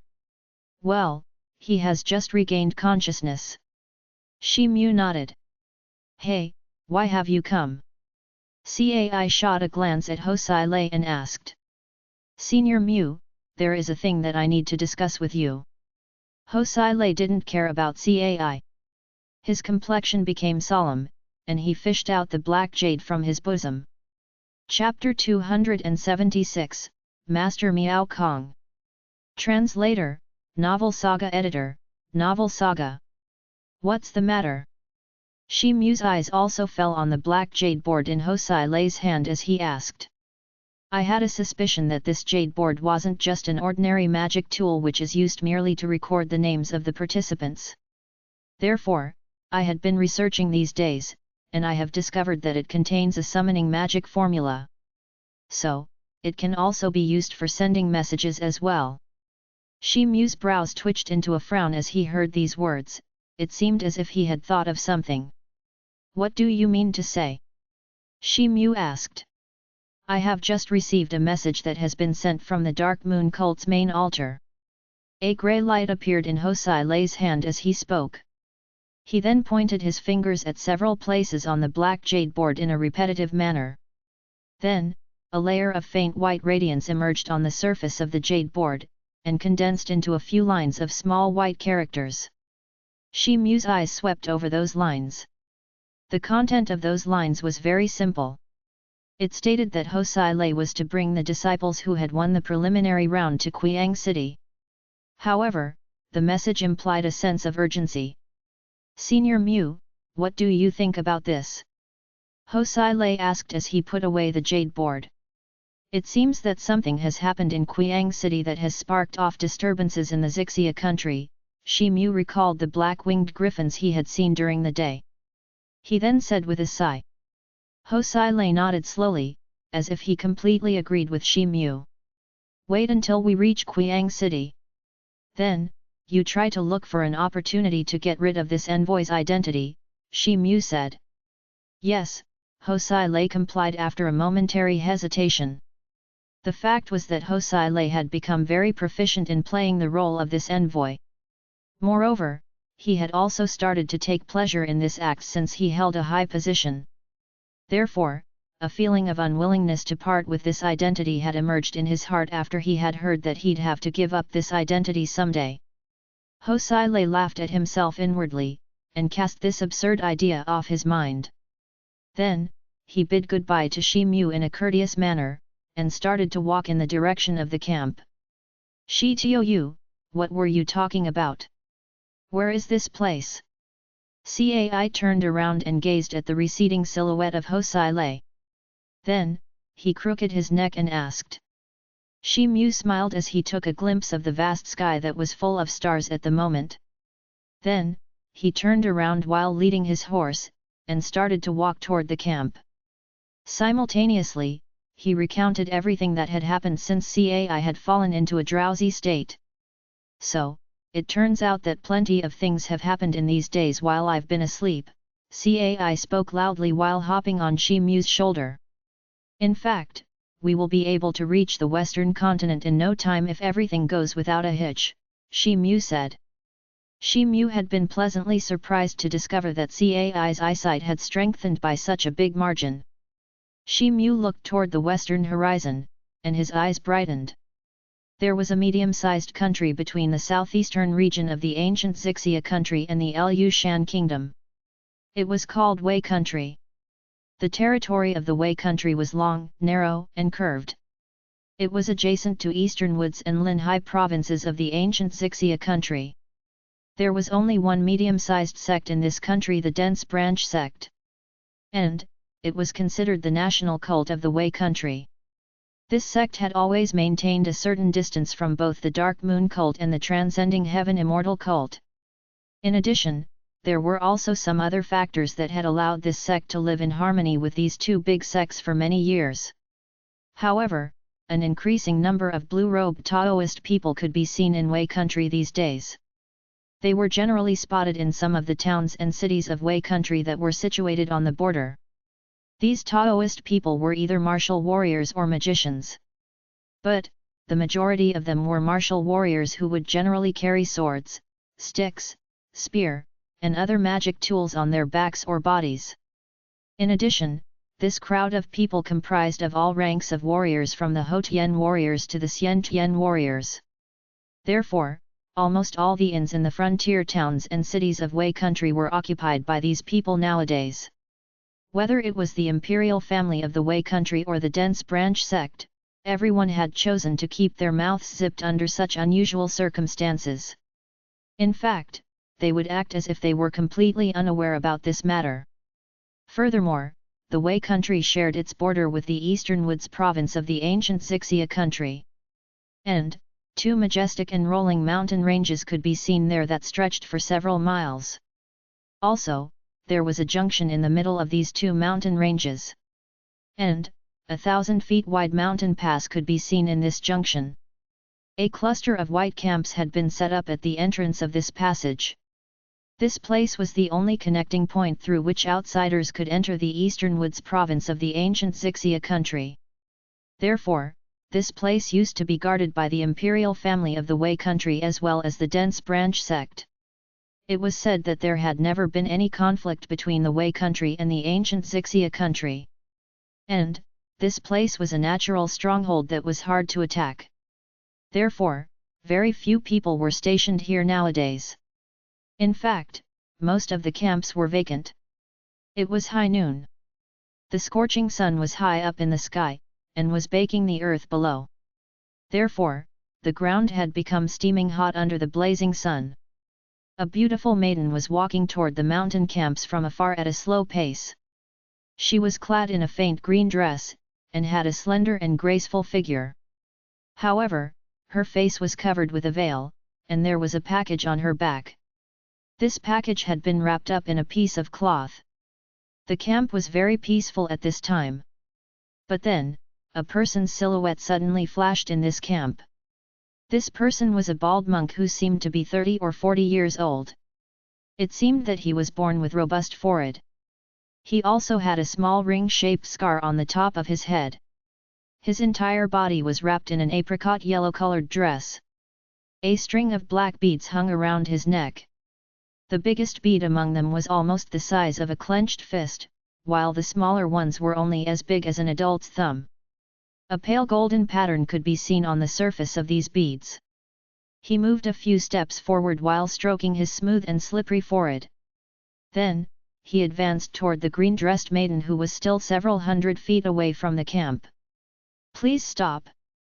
It seemed that the green-dressed girl hadn't heard his words since she continued to walk toward him. Moreover, her pace had increased considerably. "Oh, I'm talking to you, little girl. I told you to stop." The obese monk extended his big and plump hand, and shouted again when he saw that she hadn't stopped. "Elder monk, are you talking to me?" The green-dressed girl turned to look at the fat monk with her elegant eyes. Then, she asked back. However, her feet continued to move without the slightest hesitation. "This is a barren and wild mountainous region. Do you see any people around you?" the obese monk said in a somewhat dispirited manner. "Oh, here. I've stopped." "Elder monk, may I venture to ask you for some advice?" the green-dressed girl asked as her feet stopped. She was barely 50 feet away from the fat monk at this time. "Where do you want to go to?" the fat monk looked at the young girl in front of him, and asked while scratching his head.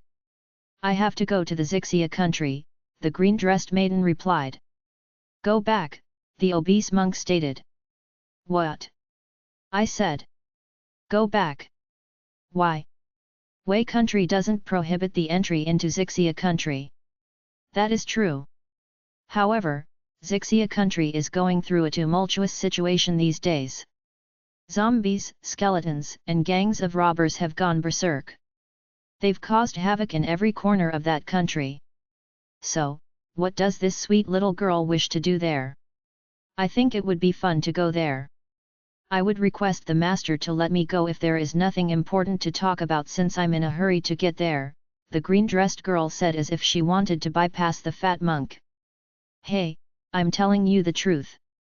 You should drop your plan of going to the Xixia country. You must have passed through Mo town on your way to here. Didn't you notice any difference or strangeness in that town?" the fat monk sighed as he said. The green-dressed girl stopped as she heard these words. Then, her beautiful eyes turned to look at that fat monk. That country will sooner or later experience an uproarious situation. This poor monk would always feel guilty if something went wrong with this little girl, the obese monk said while clasping his hands as if he was praying to God in a devoted manner. I would like to thank Master for his concern. But, this girl has to go to the Xixia country since she has something important to do there. The green-dressed girl clasped her hands, and greeted the obese monk. Then, she took a step and bypassed the fat monk. She then proceeded toward the passage between the mountains.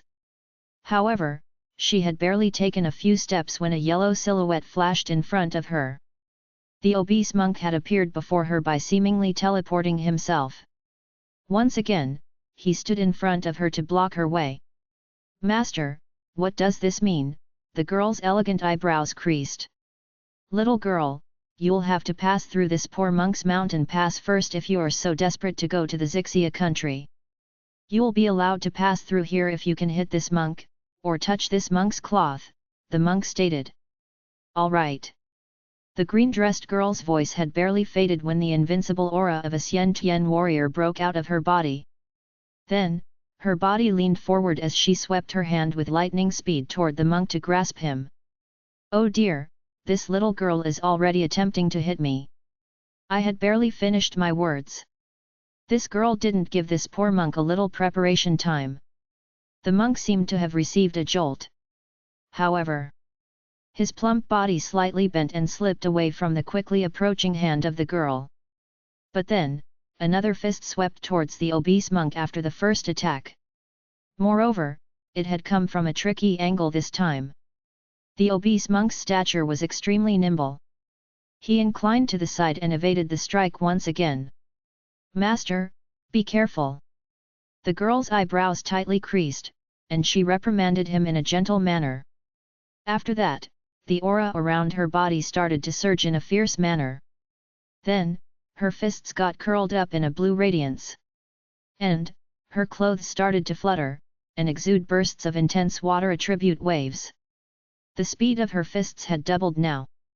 Her fists suddenly turned a bit fuzzy and changed into a dozen or more blue fist shadows. They then dashed toward the fat monk. The group fist shadows looked like a fish trap. The monk saw this situation and a panic-stricken expression surfaced on his face. His body flashed to evade the attack, but there was a sense of frenzy in his movement. However, he still succeeded in dodging all the attacks launched by the girl. In fact, she couldn't even touch his clothes sleeve. The young girl then stretched out her hand, and pulled the veil off her face. And, the face of an exceptionally beautiful girl was unveiled as a result. This girl was Zhongxiu. Her entire body was enveloped in a layer of magnificent blue light at this moment. She opened her mouth, and puffed out a wisp of a silent wave. Then, the blue radiance on her whole body turned into a dense blue light rain. It then started to spread around Zhongxiu, and turned into blue watery light. A nearly transparent pale blue water wave emerged in the watery light, and rolled out toward the monk at an astonishing speed. The art of thousand jade sound waves. The obese monk issued a loud shout. Simultaneously, his body quickly shot backwards as if he had flown back. However, he couldn't escape the attack since his speed wasn't enough. Moreover, his eyes became fuzzy as soon as the pale blue water wave touched him. Zhongxiu appeared beside him like a shadow the next moment, and swept her fist toward his chest. Her fist was on the verge of touching the monk's chest when a trace of hesitation flashed through her eyes. She forthwith shed off 90% of her strength. The fat monk's eyes recovered from the blurred vision when the momentum of Zhongxiu's punch stopped for an instant. Then, his silhouette immediately turned fuzzy, and he shifted a few dozen feet away from her the next moment. Consequently, Zhongxiu's punch ended up empty-handed. A narrow escape, a narrow escape, this poor monk was scared to death. The monk stood steady, and patted his chest with his plump palm. But, a trace of shocked expression could still be seen across his face. The blue water which had bloated the whole sky returned and submerged in Zhongxiu's head like a massive whale. However, Zhongxiu's complexion still looked pale even though it had submerged into her head. Zhongxiu looked surprised and was about to say something when the obese monk's voice again resounded, "Wonderful! Wonderful!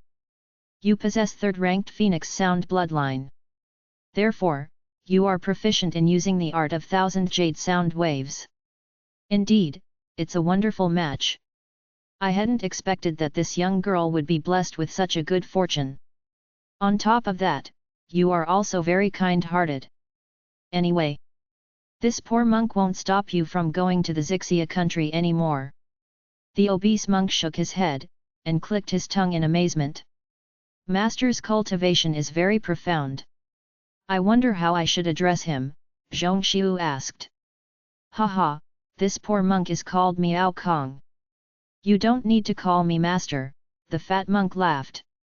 "Oh, by the way, I would like to give this thing to you as a gift for this so-called long-distance encounter." The fat monk flipped his hand, and a thumb-sized black bead appeared in his hand. He then threw it to Zhongxiu. "How can I accept the master's gift?" Zhongxiu was surprised. But, she received the black bead in a subconscious manner. She felt that the bead was smooth and warm like a jade when she touched it. It seemed that the bead contained some kind of strange energy that could sweep away all kinds of complexities from a person's heart. In fact, it had calmed Zhongxiu's spirit in an instant. "You can accept it since I have presented it to you. Anyway, I have to sleep now. Girl, you're free to do whatever you want to." The last word had barely faded when the silhouette of the obese monk disappeared without a trace. "Zhongxiu will always remain grateful to Master Miao Kong." Zhongxiu looked around blankly with some hesitation. Then, she replied respectfully in a crisp and sonorous voice. She then received the black bead in her clothes. After that, she looked toward the passageway between the mountains, and the gleam of an unprecedented firmness emerged on her pretty face. Chapter 277, Tight Security. Translator, Novel Saga Editor, Novel Saga. Half a month later, a thunderous sound of horses' hooves was heard. It was followed by hundreds of horse riders who galloped over while raising layers of smoke and dust in their wake. Then, they stopped in front of a large city. These people were Shi Mu and his group members. They had rushed here without taking breaks. They had done so since they had received the transfer order from the Dark Moon Cult's headquarters. And, they had finally arrived at the destination of this trip. The large city in front of them was the capital city of the ancient Xixia country, the Qiang city. Everyone had a look of exhaustion on their faces at this moment. Even the horses under them were constantly gasping for breath. Shi Mu stood at the periphery of this crowd. His horse was also very tired, so much so that white foam was seeping out of its body, and its body was trembling slightly. Shi Mu's eyes moved and he jumped off the horse. The heavy breathing of the horse calmed and his tremors stopped the next moment. Shi Mu patted his horse's neck with his hand. Then, he touched the horse's mouth, and took a moment to stuff a pill in it. The horse's eyes brightened up, and it issued a mild neigh. Then, it chewed a couple of times, and the sound of its panting decreased very quickly. Shi Mu's gaze then drew toward the city in front of him. The city looked magnificent. In fact, it wasn't inferior to the Heavenly U city in any respect. However, it could be seen that the city's wall had been in a state of disrepair for a long time. In fact, plenty of cracks could be seen everywhere on the wall. These cracks appeared like the wrinkles on a dusky elderly man's face. "Phew, we've finally arrived," Hosai Lei, who was in disguise of the grey-robed middle-aged man, stood in front of the team. He heaved a sigh of relief since he had reached the destination. Then, he turned and dismounted his horse. The hundreds of people also did the same behind him. They turned to dismount their horses one after another. Then, they gazed towards the majestic city in front of them as well as the gigantic meandering mountain range that wasn't far from this city. The mountain was grey in color, and was shrouded in a grey fog. These 500 people were the disciples of the Dark Moon cult. However, the majority of them were about to set foot in this city for the first time. Therefore, a trace of excitement could be seen gleaming across their faces. "Let's go, let's enter the city," Hosai Lei waved his hand. Then, he walked in the direction of the city's gate while leading his horse. The city's gate was bustling with people. However, it was also under heavy security. Many grey-armoured soldiers of the Xixia country were stationed at the city's entrance to maintain order. Every individual who wanted to enter the city had to pass through a strict examination. Those people who didn't belong to the Dark Moon cult had to go through an even more strict inspection process, so much so that their bodies were also searched by the guards. "Well, it's rather strange," Yu Yi said in a surprised manner as he stood beside Shi Mu. "Oh, wasn't such a thing arranged here before?" Shi Mu looked at Yu Yi. "I had been here 2 years ago. But, there wasn't such a strange situation at that time.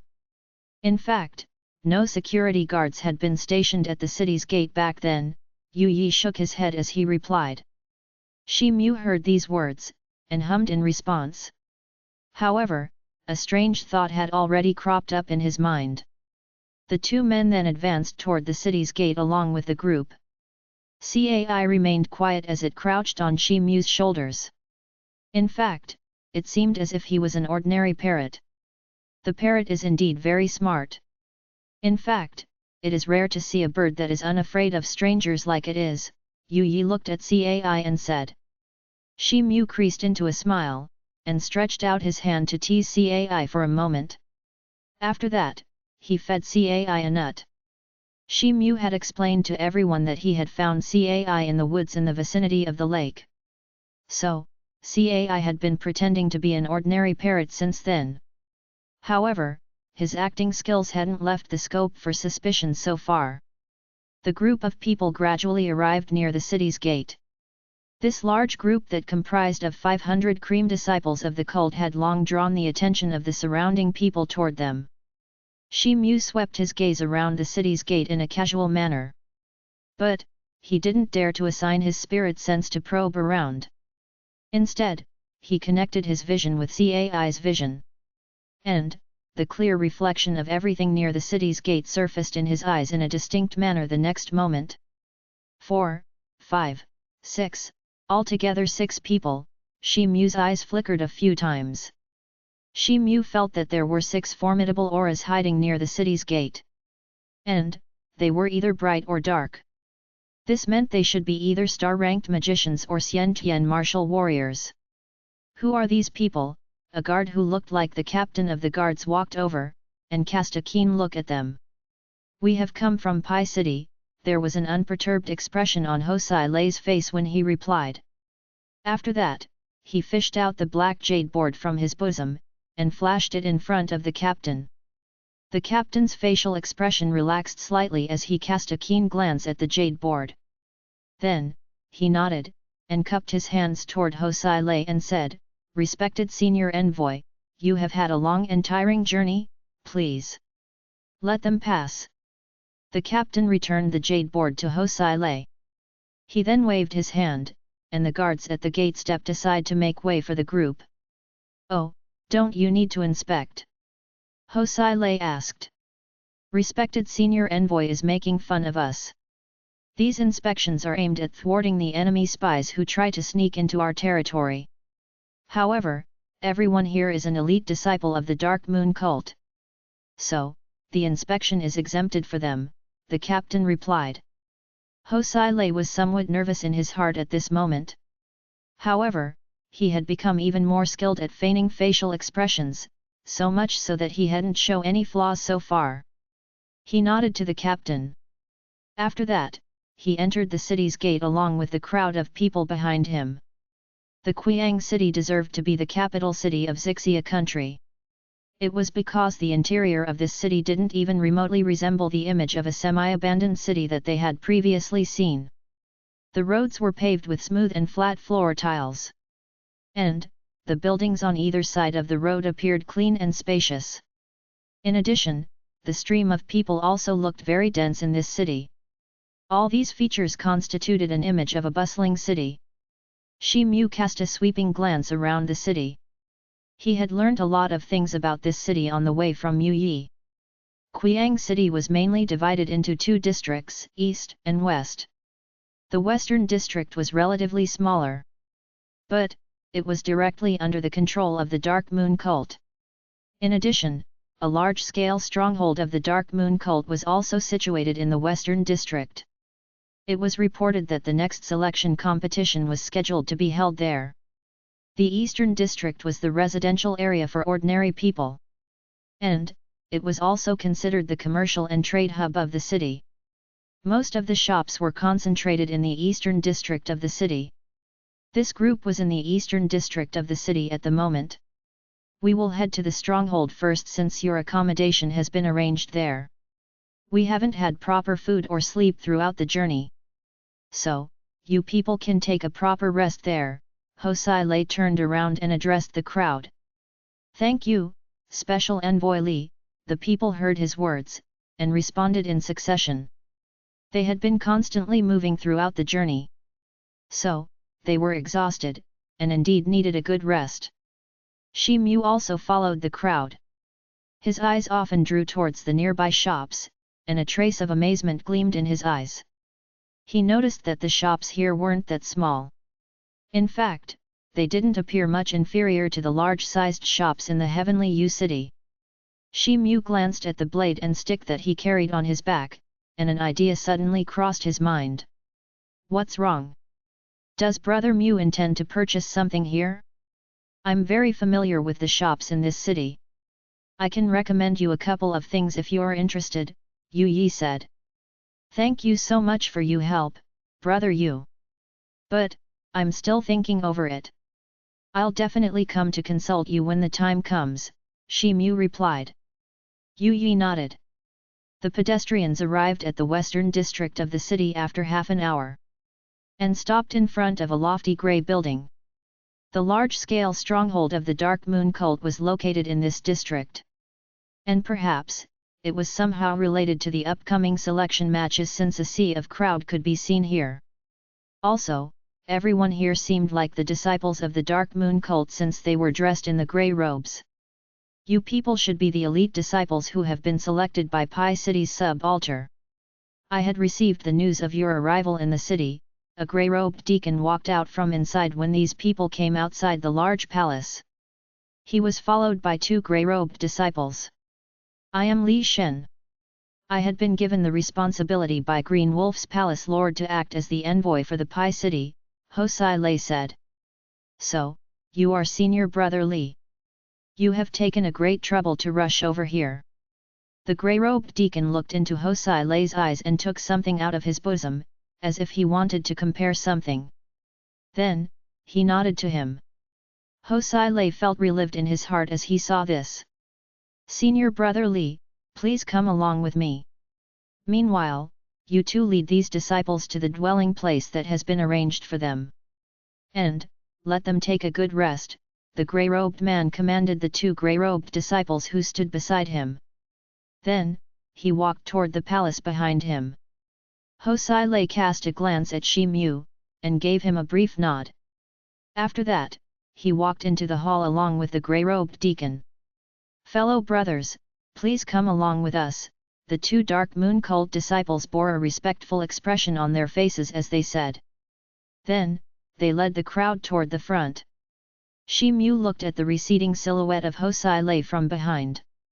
Then, he turned around and walked toward the front together with the crowd.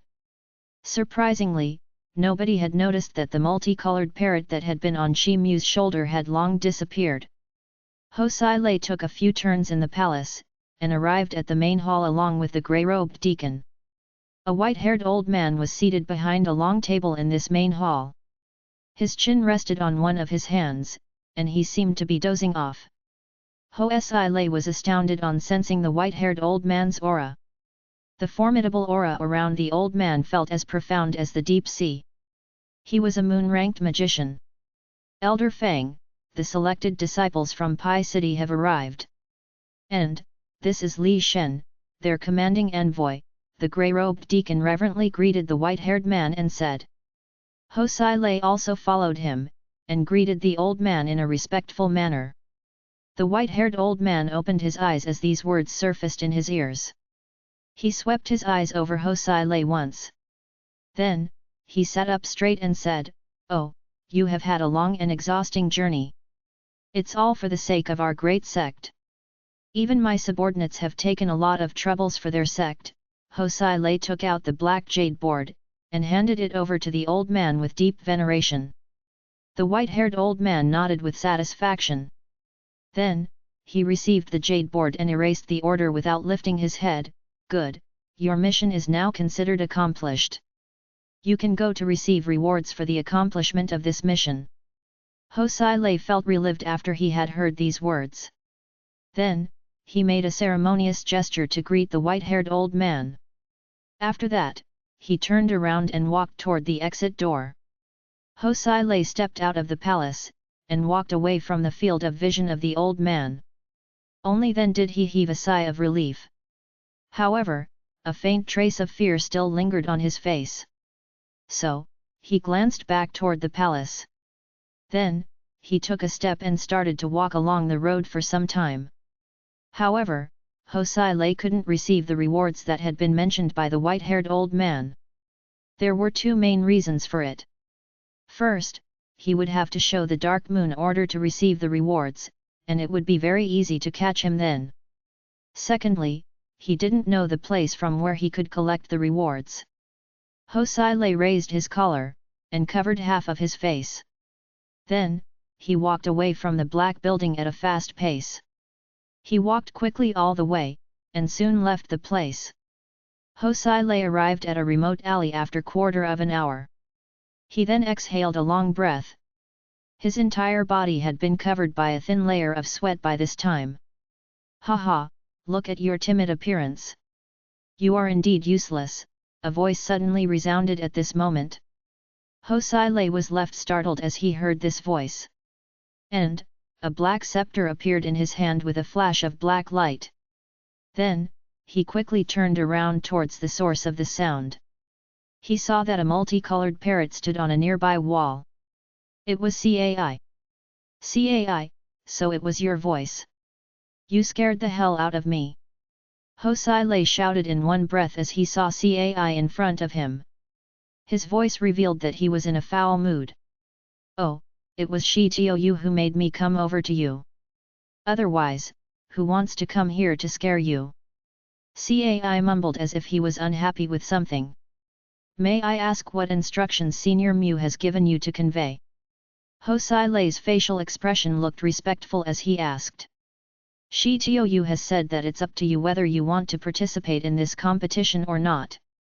However, you better look for a nearby inn to stay in order to guard against any contingency," Cai conveyed. "Yes. I will be more careful during this time. Also, I will find the means to inform him when I find a place to reside. You convey this message to Senior Mu on my behalf," Hosai Lei said. Cai let out a groan in a sluggish manner. Then, he spread his wings and flew far into the distance. Hosai Lei stayed in that alley for some time. Meanwhile, he took off the envoy's costume, and put on ordinary clothes. He also took out a conical bamboo hat, and put it on his head. After that, he stepped out of the alley, and headed in a particular direction. Chapter 278, Su Lu.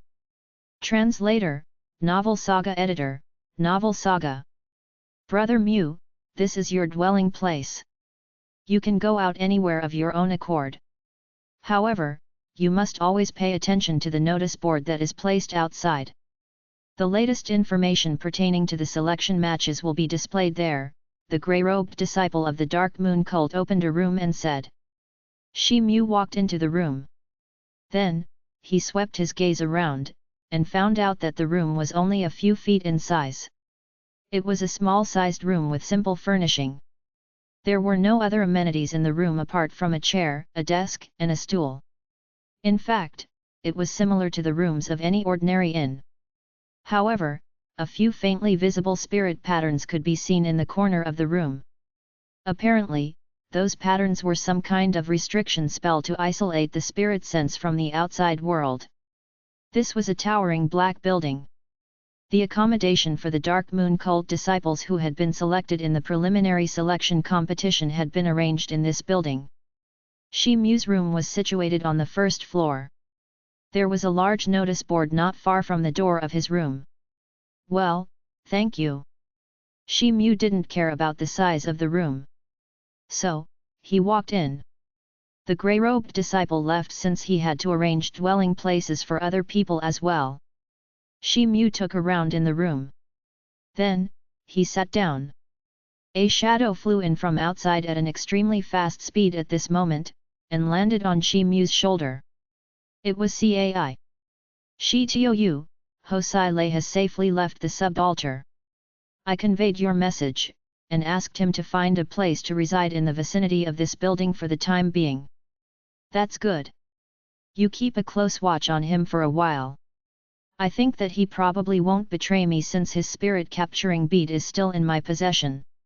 However, this place is the Dark Moon cult's den after all. So, it can't be asserted that he isn't plotting something, Shi Mu nodded and said after a momentary consideration. It's not a big issue. You can monitor the movement of that monkey even from here with the help of my enhanced eyesight. Cai said. Monkey. Shi Mu glanced at Cai in a dumbfounded manner. Then, he stood up and walked outside the room. He saw that a lot of people had gathered near the notice board at the moment. So, it seemed as if some important information had been displayed on the board. Brother Mu, you are also here. Yu Yi also stood near the board. He shouted to greet Shi Mu when he saw him walking over. Why have so many people gathered here? Has any important information been displayed on the notice board? Shi Mu asked. Oh, the date for the next round of competition has been declared. It's only a month from today, Yu Yi replied. Just 1 month? So fast. Shi Mu was surprised to hear this news. The information that he had previously obtained had suggested that the next round of competition should have been at least 2 months away. It is said that the high-ranking people of the cult want to speed up the pace of this selection process so that the disciples can be sent to the sea as soon as possible. It seems that the selected disciples from all 13 cities across the country haven't yet arrived here. Otherwise, the next round of competition might have been scheduled at an earlier date. I have also heard that approximately 10,000 disciples have been selected through the preliminary selection matches this time. However, the cult will select only 200 people in the end. So, this competition is going to be very intense. Yu Yi lowered his voice as he said. So, that's the case. Shi Mu was awestruck by the number of people participating in the competition. It seemed that the base of the Dark Moon cult wasn't that small even though it had declined. But, these disciples were scattered in various places. So, things were twisted into a rope. Brother Yu, you had told me that you are familiar with the Qiang city. I wonder if there is a good refinery shop in this city. Shi Mu thought for a moment. Then, he asked. A weapon refinery shop? Do you want to buy a magic tool? Yu Yi was dumbfounded. He cast a glance at the blade and the stick that hung on Shi Mu's back. I don't intend to buy anything. I only wish to refine my existing weapons. After all, it's always better to upgrade the level of your weapons than to buy new ones, Shi Mu replied. So, this is the case. Oh, by the way, is Brother Mu looking for a good expert that can refine tools? In that case, we can go to a place where you can surely find the best master in the city, as long as you can afford him. Yu Yi thought for a moment. Then, he said in a somewhat excited manner. Brother Yu, please give me direction, Shi Mu said in an inquisitive manner as he heard these words. There's a West Kuang Street in the eastern district of the city. The Heavenly Wu shop is situated on that street. That shop is considered the largest refinery store in the entire Qiang city. It can forge top-grade magic tools. Moreover, they can even make a spirit tool with ease as long as the raw materials are available, Yu Yi said. Even a spirit tool can be made there? The Heavenly Wu shop, can it be true? Shi Mu asked. That's right. This Heavenly Wu shop is a branch of the Heavenly Wu Chamber of Commerce that is well established in the Qiang city. You can find expert refiners in that shop all year round. The Heavenly Wu Chamber of Commerce is outstanding. It is said that it does business throughout the eastern continent. Yu Yi nodded and replied with excitement. Yu Yi's words left Shi Mu dumbstruck for a moment. He knew that the Heavenly Wu Chamber of Commerce was the #1 chamber of commerce of the Lu Shan Kingdom. However, he had never expected that the influence of the Heavenly Wu Chamber of Commerce was spread so wide.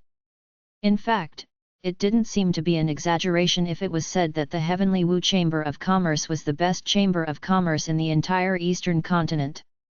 Moreover, this shop doesn't only deal in weapons. It also sells other things, like pills, magic charms, and various kinds of information.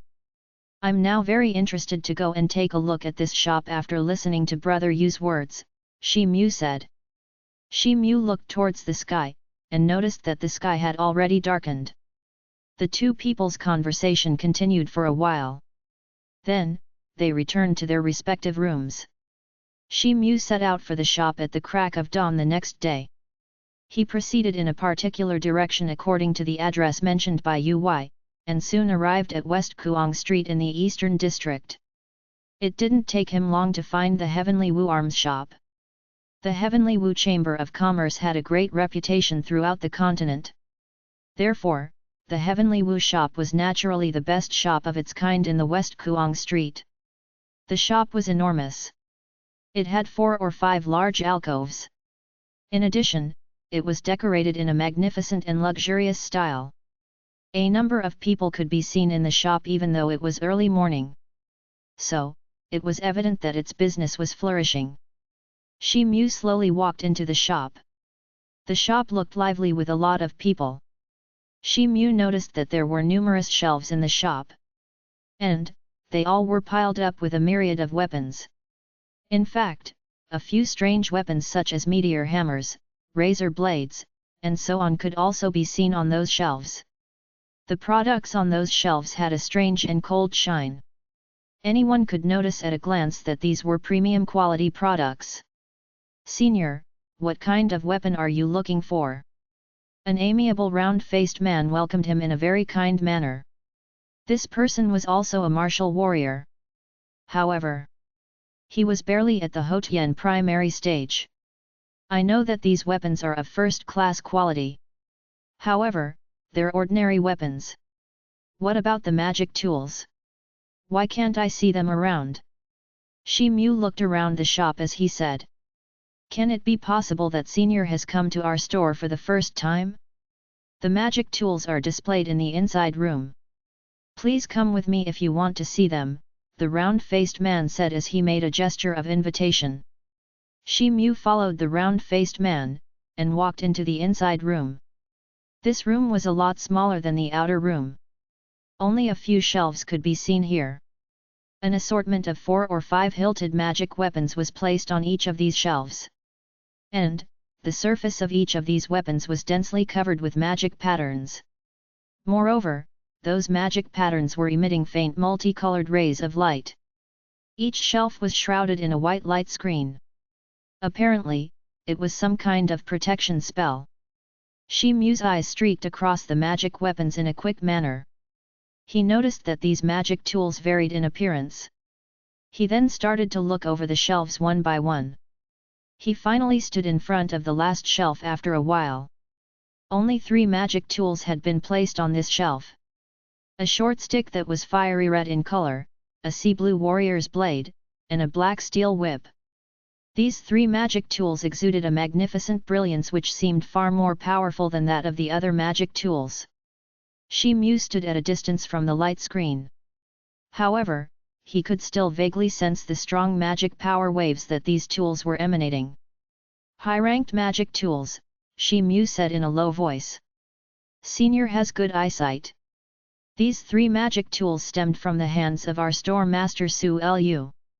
And, he has recently refined these top-grade tools, the round-faced man said in a tone dripping with arrogance.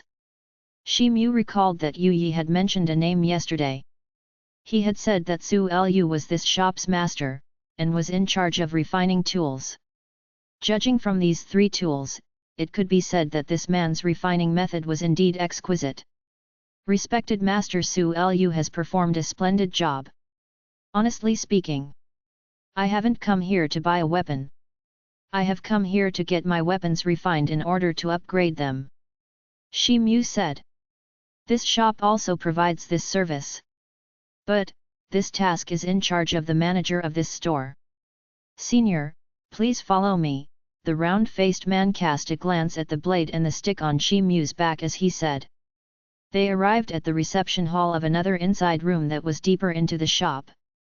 This room looked very elegant.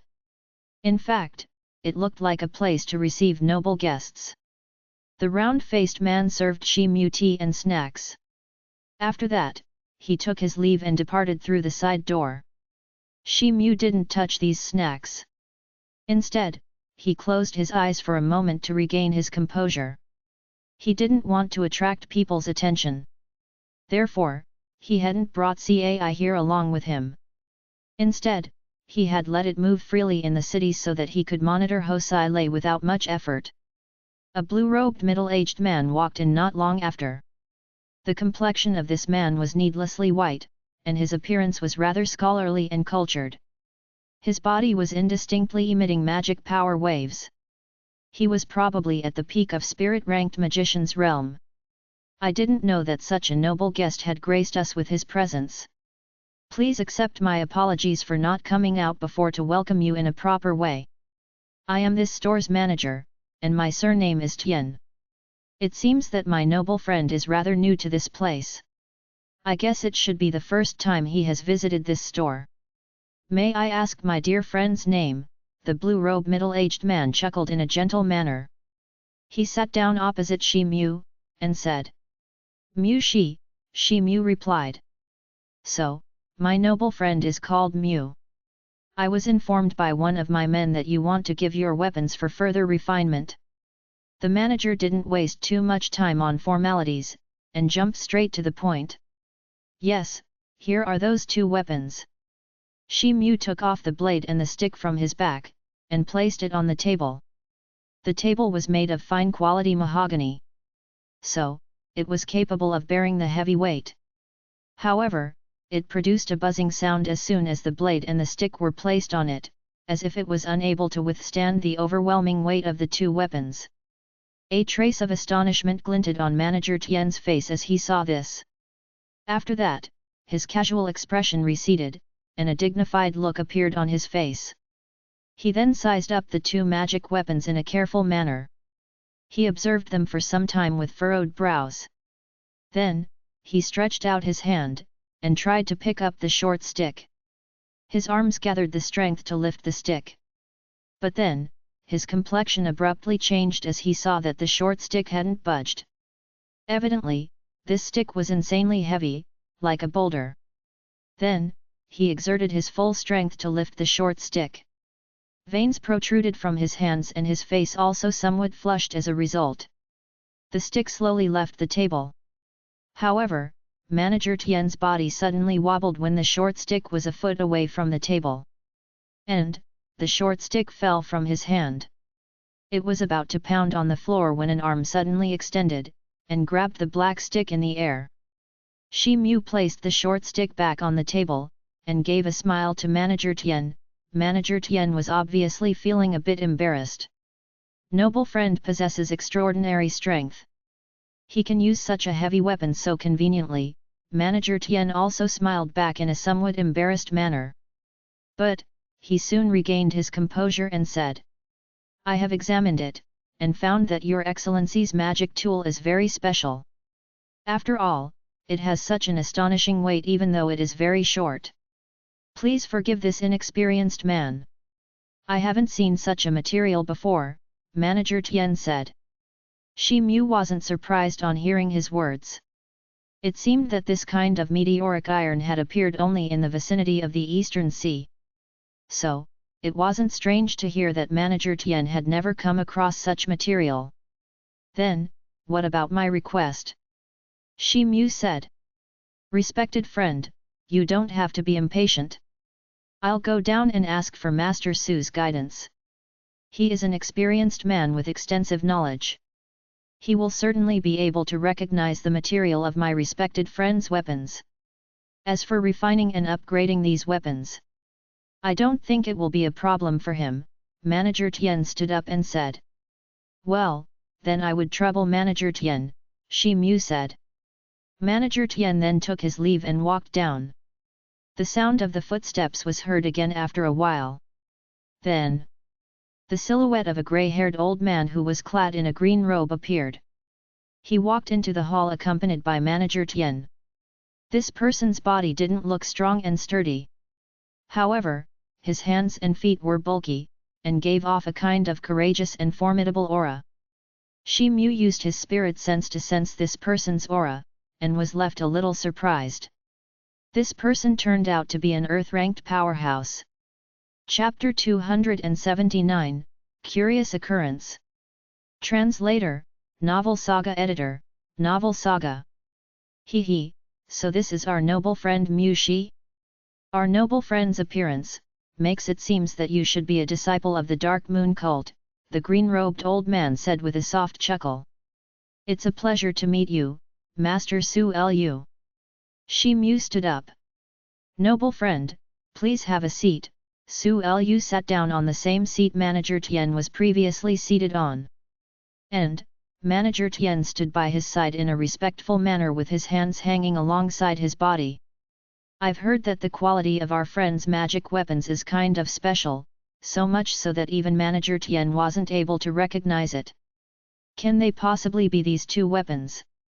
Su Lu didn't continue with the idle conversation. He came directly to the point, and said while referring to the black blade and the stick on the table. Shi Mu nodded. Su Lu rested his eyes on the blade and the stick on the table. There had been a solemn expression on his face since the beginning. However, his eyes carried a casual look as he gazed at the weapons. But then, his facial expression dignified, and he stared at them with the earnest attention, as if he had noticed something. He examined them for some time. Then, he gripped the meteoric iron short stick, and held it in front of his eyes. After that, he stroked the blade with his fingers in a gentle manner. Shi Mu looked into the old man's eyes, and a gleam of happiness spread across his face. Su Lu put down the short stick after almost a quarter of an hour. Then, he picked up the meteoric iron black blade, and sized it up for a moment. He then nodded, and put it down on the table. Shi Mu sat up straight, and cast a curious look at Su Lu, as if he was looking forward to hearing his analysis. Noble friend Mu, the materials of these two magic tools are indeed unusual. In fact, they didn't fail to baffle this old man, Su Lu said. I would like to ask Master Su to enlighten me a bit more, Shi Mu said. Noble friend, you mustn't be able to put these two magic weapons in your storage ring, right? Also, they should be slowly gaining weight with the passage of time. Su Lu looked at the ring on Shi Mu's hand and asked. That's exactly the case, Shi Mu replied. As I had expected. This old man isn't very familiar with this black material, but he had seen something similar to this thing in the Eastern Sea a long time ago when he had been traveling away from this continent. Su Lu nodded as he said. Meanwhile, a trace of recollection flashed through his eyes. Shi Mu's heart received a jolt. This kind of material is extremely special since the texture of this thing is very hard. But, it seems that this material is rare. However, noble friend Mu has collected so much of it. Moreover, he has also found someone to forge them into magic tools. This is commendable. Su Lu threw a glance at Shi Mu and continued. It had been nothing but a stroke of luck that I had bumped into these materials. Then, I had found a refiner who had racked his brain to upgrade these two weapons to magic tools. However, he had stopped at a point, and had failed to go any further. Therefore, I have paid you a visit. I wonder whether it is possible to move a step further, and upgrade these two weapons to top-grade magic tools. Can you accomplish this task? Shi Mu asked. It's not difficult to refine them into top-grade magic tools. The materials of these two weapons are one of a kind. So, they can easily support a high-ranked magic formula. However, they are doped with a lot of impurities. So, you will first have to remove the impurities, only then can you think of enhancing their rank, Su Lu said after a momentary consideration. So, you need to clean up these two weapons for some time in order to upgrade their strength, right? Shi Mu asked. Exactly. But, the quality of these two weapons is very special. So, I'll have to use a unique and secret technique to refine these weapons if you want to cleanse them. However, it will be very expensive, Su Lu said. May I know how many spirit stones will be needed? Shi Mu asked. 10,000 spirit stones. Su Lu didn't even think for a second. He immediately stretched out a finger, and said. What? Shi Mu abruptly stood up out of shock. 10,000 spirit stones were considered a huge sum of money even for an earth-ranked warrior. However, Shi Mu had more than that amount on him at the moment. After all, he had slaughtered several Xian-Tian-ranked as well as earth-ranked powerhouses over the past few years. Therefore, he had been able to collect plenty of spirit stones. This old man's unique secret technique has evolved from the method of refining spirit tools. So, it requires a bountiful supply of spirit stones. Its noble friend Mu's call whether to accept the deal or not. Su Lu sat down and said. Well then, I request Master Su to proceed. Shi Mu hesitated for a moment. But then, he clenched his teeth and agreed. After that, he waved his hand, and a small pile of spirit stones appeared on the table. Su Lu looked at the spirit stones on the table, and made a gesture with his hand.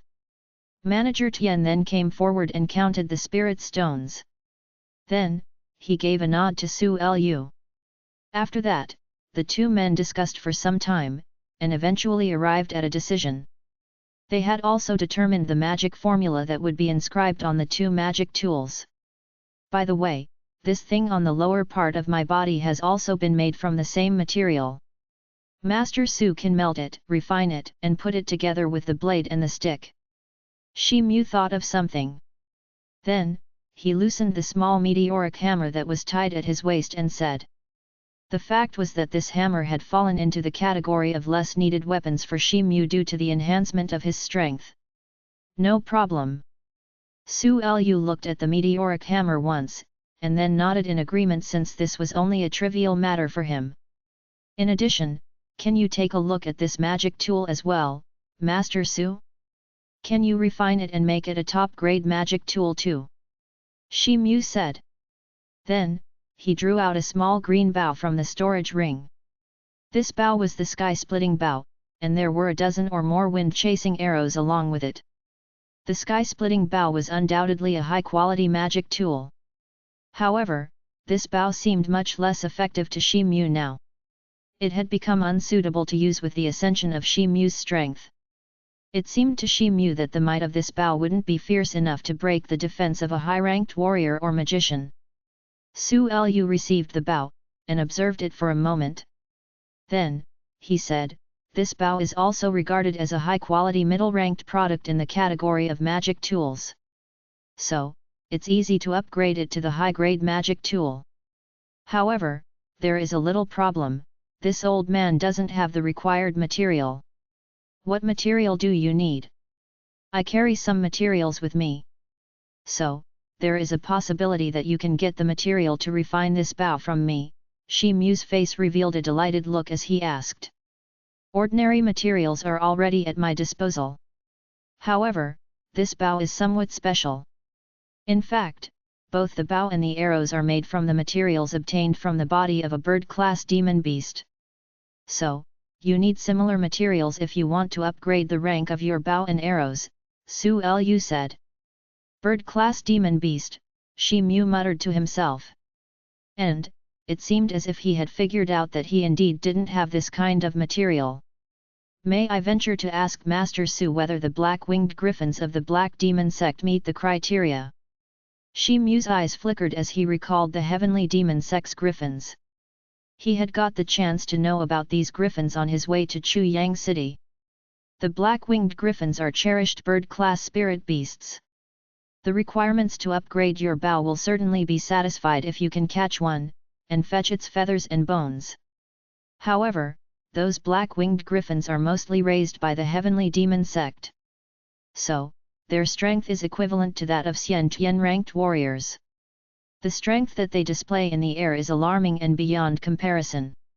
Moreover, their speed is also unusually fast, Su Lu cautioned. I will try to find the solution to this matter. I will pay Master Su a visit if I turn out lucky in getting hold of the required materials, Shi Mu said. The Heavenly Demon sect was his sect in a way. However, it had failed to distinguish between right and wrong. On top of that, it had joined hands with the Transcending Heaven Immortal cult, and had issued an order for his arrest. This had forced Shi Mu to leave his native land. Therefore, he had no intention of considering feelings and sensibilities anymore. Shi Mu knew that the expedition was around the corner. However, he had no idea how many untold hardships and obstacles would be waiting for him. So, he had to promote his strength as soon as possible. This was a matter of the utmost importance for him at present. Dear friend, let's assume that you will be successful in capturing a black-winged griffin. However, plenty of materials will remain unused even after upgrading your bow. I will keep those remaining materials, and will consider them as my making charges. So, my dear friend won't have to pay me in spirit stones for that task, Su Lu said. Fine. It's settled then. How much time will Master Su need to complete the promotion of these 3 magic tools, he asked. The next competition was scheduled to be held after 1 month. So, Master Su had better finish the task before that. Dear friend can collect the blade and the stick after half a month. But, this bow can be delivered to you in only 5 days if you get me the required materials, Su Lu pondered for a moment, and replied. Master Su's tool refining technique is indeed very exquisite. I truly admire you. Shi Mu heard Master Su's words, and made a heartfelt statement in admiration. This speed of refining was beyond comparison. It was much superior to that of Black Demon sect's Zhao Ping. Noble friend Mu is overpraising me, Su Lu replied in a flat tone. After that, he picked up the 2 magic tools from the table, and was about to get up and depart when Shi Mu said something. Master Su, please wait for a moment. There is still something that I wish to discuss with you. Shi Mu said. Su Lu was dumbfounded on hearing Shi Mu's words. But, he took his seat again. I've heard that your shop doesn't only undertake the task of refining. It also deals in news and intelligence. So, there is a matter I wish to ask about, Shi Mu said. Su Lu's grizzled eyebrows moved a bit. It seemed as if he hadn't expected this. Oh, what does my dear friend wish to inquire about? Su Lu asked. I want to know the news pertaining to the Ascension to Immortality ceremony, and the Demon Yang ceremony. Shi Mu said. Shi Mu had been concerned about this matter the entire time. Unfortunately, he had been wandering about in a desperate plight for a long time. So, he had never got the chance to inquire about this matter. So, this is the case. However, this matter is known to most of the people. So, this intelligence is not worthy of money. You can consider it as a token of our first cooperation. I won't accept any fees from my dear friend for this. So, what does friend Mu wish to know in particular? Su Lu smiled and asked. The list of winners, Shi Mu was a bit surprised, but he replied without a thought. Su Lu turned his head, and looked at Manager Tian once. The latter understood the gesture, and walked out of the hall. He returned after a moment with 2 white jade charms in his hands, and handed them over to Su Lu. These are the water mirror jade charm of our Chamber of Commerce. The list and appearance of the people who have won the Ascension to Immortality ceremony and the Demon Yang ceremony are recorded in them. Su Lu stretched out a finger, and gently pointed it at one of the jade charms as he explained. A buzz sound was heard. Then, a layer of white light emerged on the jade charm, and condensed into a watery mirror-like surface. After that, the silhouettes of 3 men and 3 women appeared on the surface of the mirror. Simultaneously, the names of these people also appeared beside their images. These 6 people are the winners of the Ascension to Immortality ceremony. Su Lu said. Shi Mu's gaze moved, and fell directly on the silhouette that was on the leftmost side. She was clad in a snow-white robe, and had a very graceful figure. She looked like a fairy-like exceptionally beautiful maiden. Shi Mu's bright eyes were suddenly replaced by a touch of bleakness when he saw her face. However, his altered mood regained its equanimity in an instant. This woman was none other than Ximen Xuet. So, she fulfilled her wishes. Shi Mu's gaze rested on the peerless face of this woman for a moment. Then, he forced himself to retract his gaze, and look at other people's images. Shi Mu wasn't acquainted with any of these people except for Princess Uni with whom he had had a chance encounter. It must be mentioned that a strange and unprecedented incident had occurred in the Ascension to Immortality ceremony this time. Su Lu looked at the 3 men and 3 women, and said with a smile. My subordinates have also heard about it. There was a certain someone who had obtained the qualification to attain the Ascension to Immortality. However, that person renounced their qualification in front of everyone. This incident has left everyone baffled. Manager Tian spoke up with a hint of regret dripping from his voice. Such a thing happened there. Shi Mu was stunned on hearing this information. Chapter 280, Entrusted. Translator, Novel Saga Editor, Novel Saga. Princess Uni of the Lu Shan Kingdom wasn't selected at first. Instead, a woman named Zhongxiu had been selected in her place. However, that woman then renounced the Ascension to Immortality's qualifications at the last minute, Su Lu explained. The Ascension to Immortality ceremony had laid down very harsh conditions for the selection of candidates this time. Moreover, only 6 people were to be selected out of the 10,000 candidates. So, the completion was very tough. It is said that there is a chance to become a legendary immortal once a person gets selected. This girl was on the list of top 6 finalists. However, she renounced this opportunity of her own accord. This incident had sparked off a very big commotion in the entire Heavenly U City as well as the Lu Shan Kingdom when it came to light, Manager Tian added. Shi Mu's complexion changed as he heard this news. He gazed straight ahead in a dazed manner, and his heart got overwhelmed by a lot of mixed feelings. Other people might not have any idea about the reason behind Zhongxiu's decision. But, Shi Mu's heart could faintly guess 7 or 8 points in this regard. The 2 great powers transcending Heaven Immortal Cult and Heavenly Demon Sect had joined forces, and released a warrant to seize and kill Shi Mu.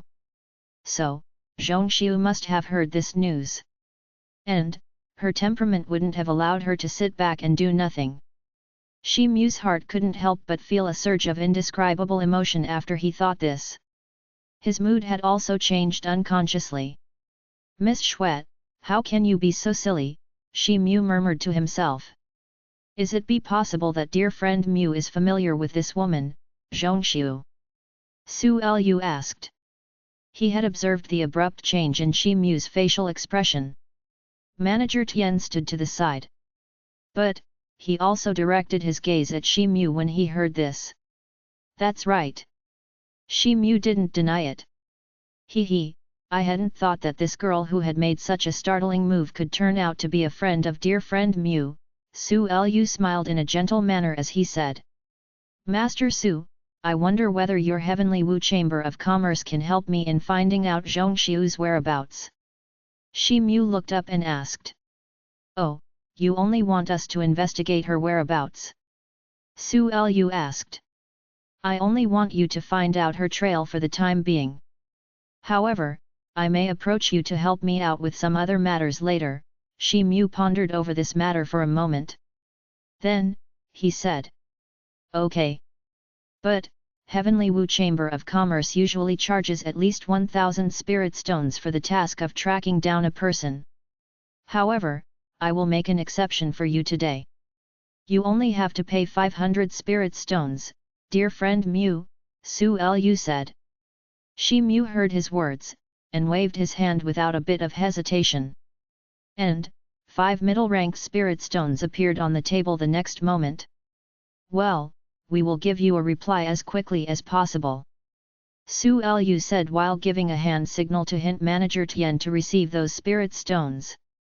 "Then, I will look forward to hearing some good news from you soon." Shi Mu stood up. "Dear friend Mu, you haven't seen the result of the Demon Yang ceremony." Su Lu pointed his finger at another jade charm. "Oh, I had almost forgotten about that." Shi Mu flashed a faint smile. Then, he held the jade charm and infused a wisp of his magic power into it like Su Lu had done a while back. The jade charm radiated a white luminescence. This radiance then condensed into a picture. Then, 6 persons' images appeared on top of it, 4 men and 2 women. Shi Mu's eyebrows twitched into a frown as he swept his gaze over it. He noticed that Jin Xiaochai wasn't among the 6 selected candidates. He hadn't expected this. What? But then, his eyes went wide open as his gaze surfaced on a grey-robed man on the rightmost side of the picture. That man looked very young. He was probably 17 or 18 years old. Feng Li. Shi Mu was left stunned. The 2 people had never met each other again after Shi Mu had left Feng City back in the day. Shi Mu hadn't expected that Feng Li would pave his way to the heavenly demon sect, and even take part in the Demon Yang ceremony. Then, Shi Mu's eyes moved and fell on the name that was mentioned beside Feng Li's image. Feng Mao. It seemed that Feng Li had resorted to some unknown means that had enabled him to use a false name to participate in the Demon Yang ceremony. There ought to be a good story behind this.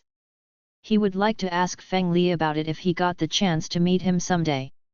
"Dear friend Mu, can it be possible that you know this person, Feng Mao too?" Su Lu's eyes flickered as he asked. "What makes Master Su ask this question?" Shi Mu asked. "This old man is willing to pay 1,000 spirit stones if friend Mu knows the details of this person, and is willing to share them with me," Su Lu said. "I'm sorry. I had thought that this person was a friend whom I used to know. But, I found out that I had misidentified this person when I took a closer look at him," Shi Mu laughed and said. "So, that's how it is." Su Lu cast a profound look at Shi Mu and said. "Then, I'll take my leave." Shi Mu turned a blind eye to Su Lu's piercing gaze. He nodded to the 2 men, and walked toward the exit. Manager Tian walked over in a hurried manner, and saw Shi Mu off in person. Su Lu stood near the window, and gazed at the receding silhouette of Shi Mu. He then turned his hand, and drew out a white jade slip. He was left stunned the next moment when he saw the warrant that contained the seize and kill order. It had been issued by the Transcending Heaven Immortal Cult. Shi Mu's image had also appeared on the jade slip along with his name and surname. Shi Mu, he is indeed the kind of person who somewhat stands out in a crowd. Su Lu muttered to himself. Then, he chuckled while shaking his head. After that, he turned his hand, and received the jade slip. The reception hall's door got pushed open after some time, and Manager Tian walked in. "Master Su, Luan has arrived, and he wants to see you." "Well, you lead him to the second reception hall. I will come over there later." Su Lu's eyes moved as he said. Manager Tian complied, but there was a touch of resentment in his tone. "You still care about that incident at the Sparkling Gem Pavilion in Heavenly U City, don't you?" Su Lu asked. But Manager Tian didn't utter a word. It seemed as if he had given tacit consent in reply. The Dark Moon cult has already made the compensation for the losses and destruction caused that day. In addition, it has also received the understanding of the high-level officials of the Chamber of Commerce that this matter should be regarded as uncovered. We must not forget our Heavenly Wu Chamber of Commerce's maxim: we shouldn't participate in worldly disputes. We should keep our interest above everything else. Don't let some prejudices affect your judgment. Su Lu's manner of speaking was calm, but his words contained an implicit warning that gave a jolt to Manager Tian's heart. Yes, thank you so much for your admonition, Master, Manager Tian said in a respectful manner and drew back to go. Su Lu picked up the 2 magic tools that Shi Mu had left behind, and walked out of the hall. A handsome young man was seated in another reception room. He lowered his head, and took a sip of his tea. He was attired in a pale white robe and blood-red shawl. The sound of footsteps was heard outside the door at this moment. Then, Su Lu pushed open the door and walked in. Palace Lord Lu, I'm sorry that I kept you waiting for so long. However, there was something important that needed to be dealt with first. Master Su, you don't have to be formal, Luan replied with a smile. May I ask the reason behind Palace Lord Liu's sudden arrival? Su Lu took a seat opposite Luan. Then, he jumped straight to the point and asked. It's naturally because of that thing. Lu Yan received his smiling facial expression as he said. Su Lu neither was surprised nor did he speak anything when he heard his reply. It seemed as if he expected this reply. I had come to your excellency to ask about those 25 ships that I had booked in advance a few years ago. I wonder if you have prepared them by now? Luan asked. I have almost completed the preparation as per your excellency's request. It will take 6 months to deliver your order as per plan, Su Lu replied. Lu Yan listened to him in a silent manner, but his brows slightly wrinkled. What's the matter? Do you have a problem with this arrangement? Su Lu asked. I have come this time precisely to put forth a request to your Honorable Chamber of Commerce. I want them to deliver the goods after half a month. Luan said. It's impossible. The gigantic vast sea boat is a spirit tool. So, it's very difficult to find the required materials to make it. Moreover, the numerous complicated processes to refine them also take a lot of time. We have already made our best efforts in order to make them fast. So, it's impossible to shift to an earlier date, Su Lu said while shaking his head. I can understand that this request is somewhat difficult to entertain. But, the situation has changed now. We may need to use these boats ahead of time. As for the quantity, you have to deliver us only 20 ships now. I will pay you 30% more on the total cost incurred by you if you can deliver these ships in half a month. I request Elder Su to undertake this task, Luan said. Well, there is no problem if it's the matter of only 20 ships, Su Lu said. Then, please Master Su. Lu Yan stood up, and performed a good ritual to express his gratitude. Palace Lord doesn't need to be so courteous. This is the duty of this old man, Su Lu replied. This Lu will pay you a visit once again after half a month. In that case, Luan didn't stay there any longer. He bid his farewells, and departed. Master Su, what was the reason behind Luan's arrival? And, why did he leave so quickly? Manager Tian pushed open the door and came in. This matter is related to the batch of gigantic vast sea boats. He wants us to deliver those ships ahead of time. Su Lu gave a brief description of Luan's request along with his conditions. Manager Tian nodded after he had heard the story. The headquarters of the Chamber of Commerce might have completed the construction of 21 or 22 ships so far. This Luan is not a simple character. It seems that he has calculated everything in advance. No wonder he is the disciple of Dongfang Xiantian. Perhaps, he has the ability to turn the tide. Su Lu's eyes flashed as he mumbled.